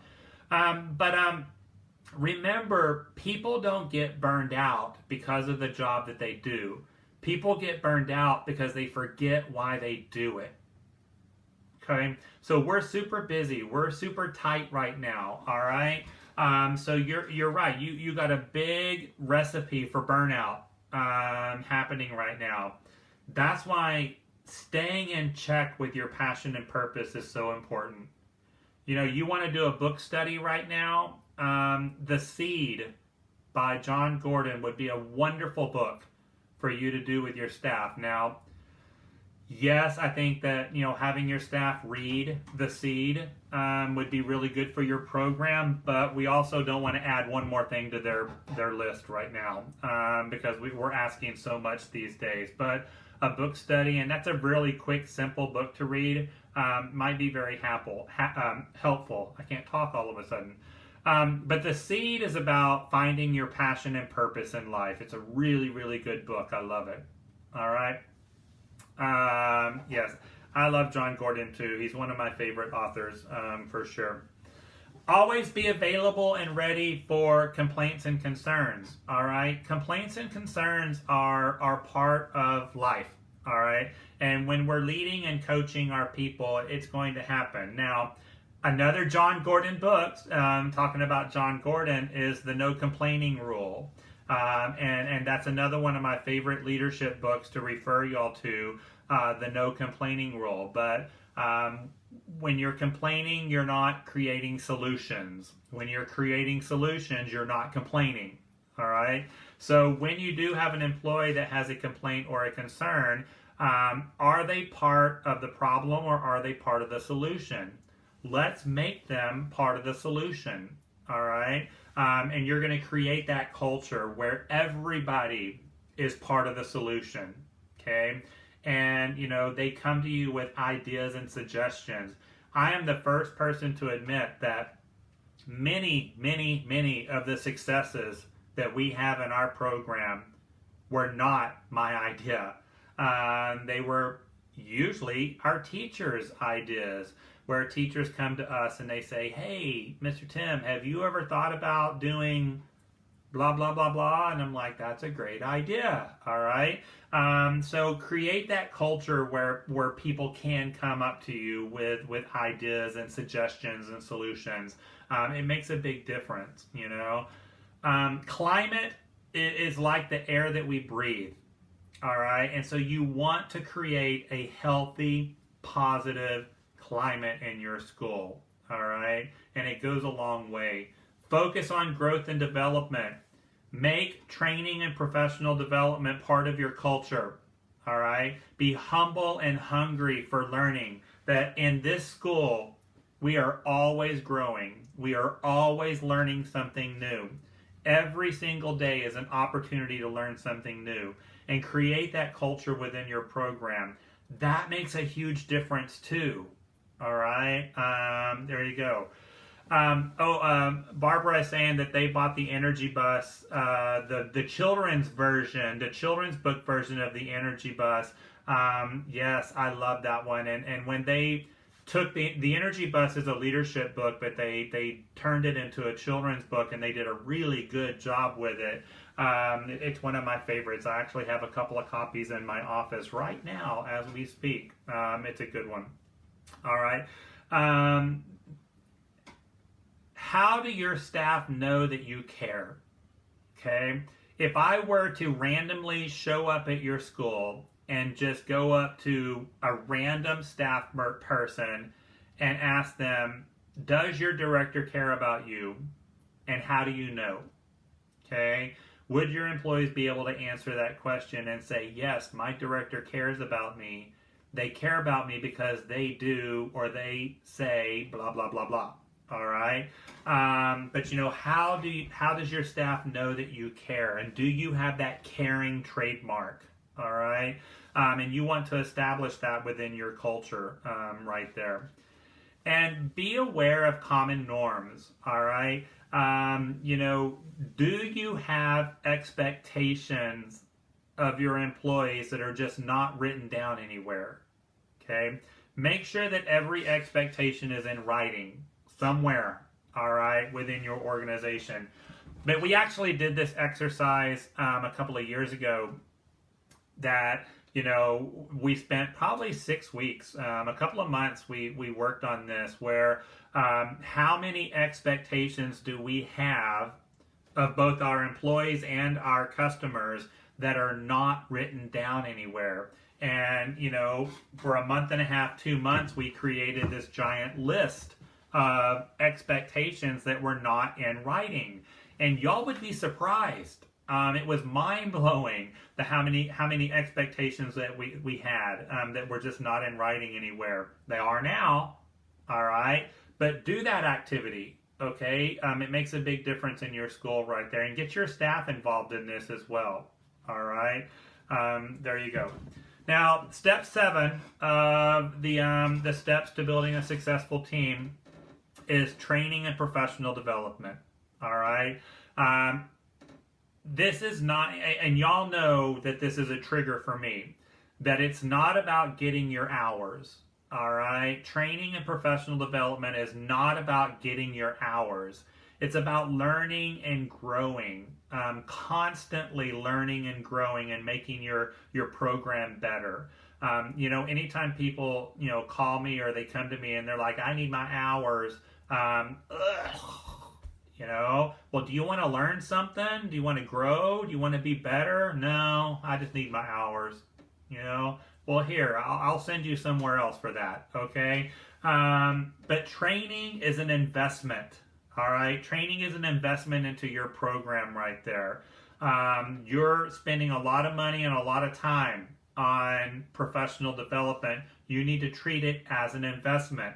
Are you getting a return? Okay, so when you have your teachers participate in a training, how is your program benefiting from that? And you need to be able to see that return. Lay out that expectation. I have what I call a professional development worksheet. It's on my website under documents. You can download it. But anytime our teachers or leaders attend a training event, they have to fill out this professional development worksheet. All right. So I want to see what kind of return we're going to get on our investment. And then we hold them accountable for it. All right. Or when you have someone complete a training or attend a training course, spend 5 minutes with them. Hey, you went to that training on Saturday for 3 hours. Tell me about it. What did you learn? What did y'all talk about? But there you go. I thought the same thing. I'm like, they're going to ask me what the steps were because I stopped kind of laying them out. Let me go over them really quick one more time. Step 1 is recruitment. Step 2 is application review. Step 3 is interviewing. Step 4 is hiring. Step 5 is orientation. Step 6 is coaching and leading. And then now we're on step 7, which is training and professional development. All right. Always connect training to the job description. All right. Or the job expectation. So once again, when you sign somebody up for a training or you send them to a course, always tie that to the job description or the job expectations, all right? And that professional development worksheet I told you all about, that's actually on there, where how does this training, how does it complement the job description or the employee handbook? You'll always want to tie that together right there, okay? Have some tough love, folks, tough love. Hold them accountable. If you're not getting that return, you need to address it, all right? You need to address it. And one of my favorite things to recommend to y'all is have your employees create a professional development journal, okay? A professional development journal. And throughout their entire career, anytime they attend a training, they journal about it. They kind of write down the date and the topic and what did they learn and what was discussed. And they build this journal throughout their career. It's a very powerful tool. And, something that I see people keep for years and years and years, all right?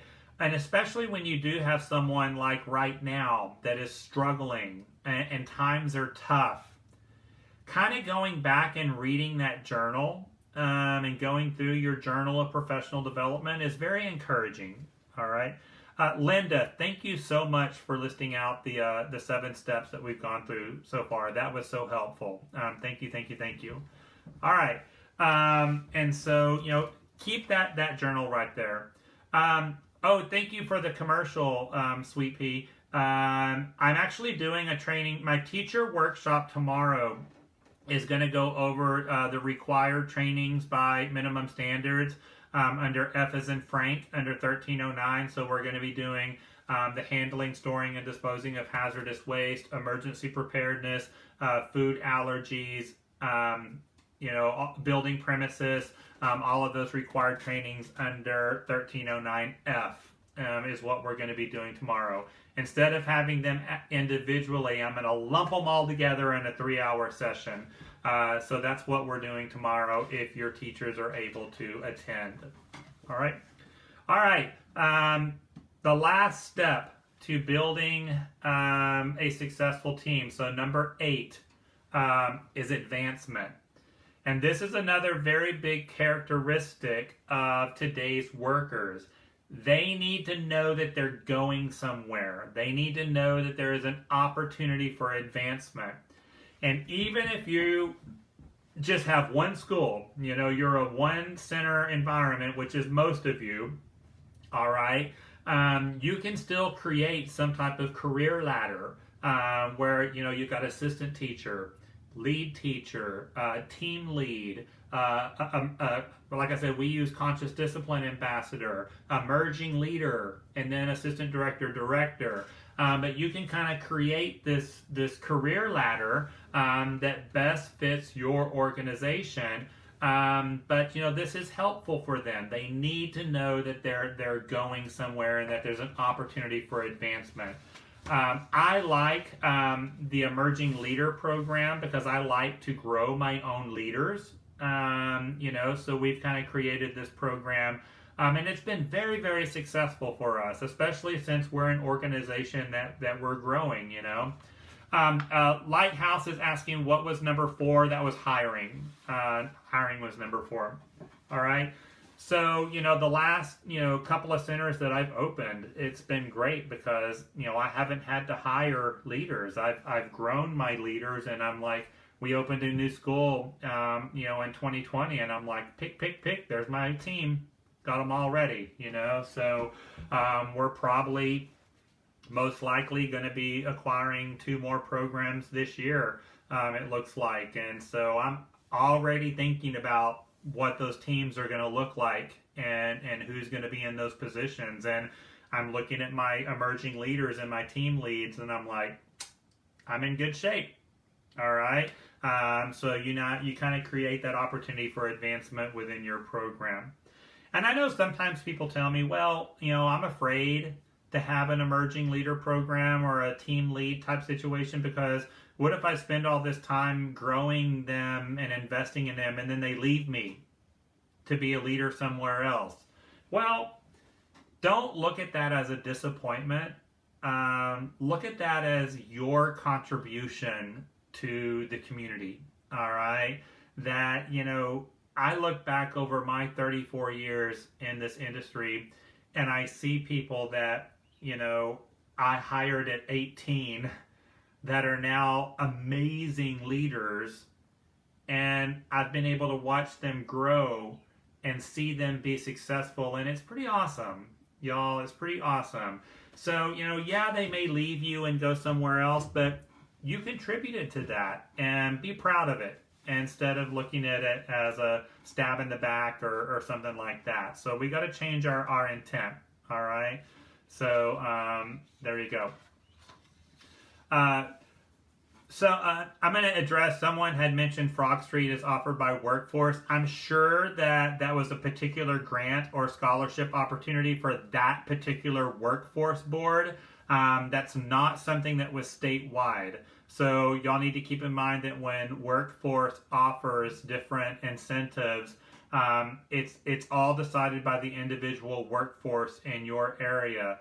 So, that particular area may have offered some Frog Street training or curriculum. That doesn't mean it was available statewide, all right? And it's usually for a very limited amount of time as well, all right? And then also, Texas Rising Star. Typically, you got to be part of Texas Rising Star to receive some of those incentives as well. So there you go. All right, but it's great. So, in conclusion right here, have an open mind, all right, when it comes to staffing and recruiting and building and leading your team. Have an open mind and be ready to adapt to change, all right? For the past year, our industry has been changing and growing and adapting, and we're not done yet, all right? By this time next year, we're not even going to recognize our industry, y'all. It's going to be a whole different ball game. I think it's going to be a good ball game, all right? But you got to have that open mind and that willingness to adapt, and you're going to be just fine, all right? And when it comes to leadership and coaching and building that successful team, remember that you're outnumbered.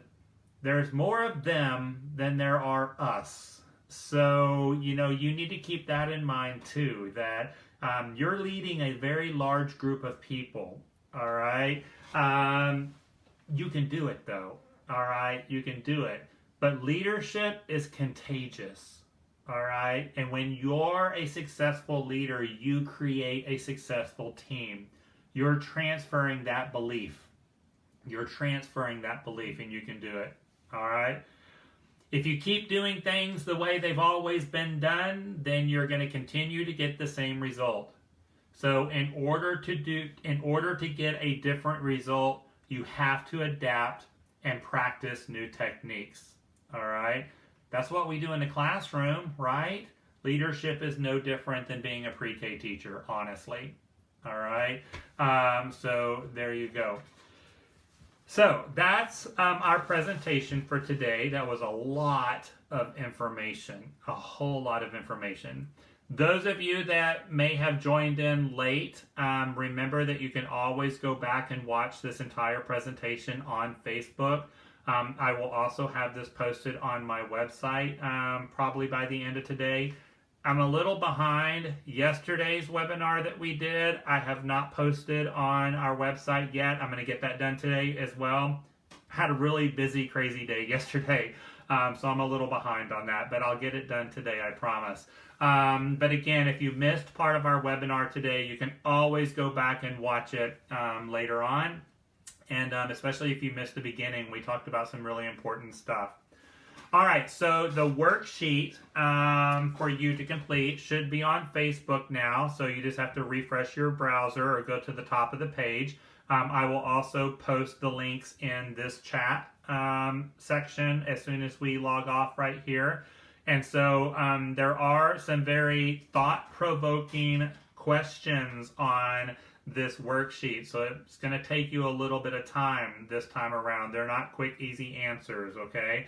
But I want to dig into your brain, and I want you to reflect, and I want you to be willing to adapt and try new things after today's workshop, so that we can get our programs fully staffed and reduce turnover of our programs. We can do this if we work together, for sure. All right?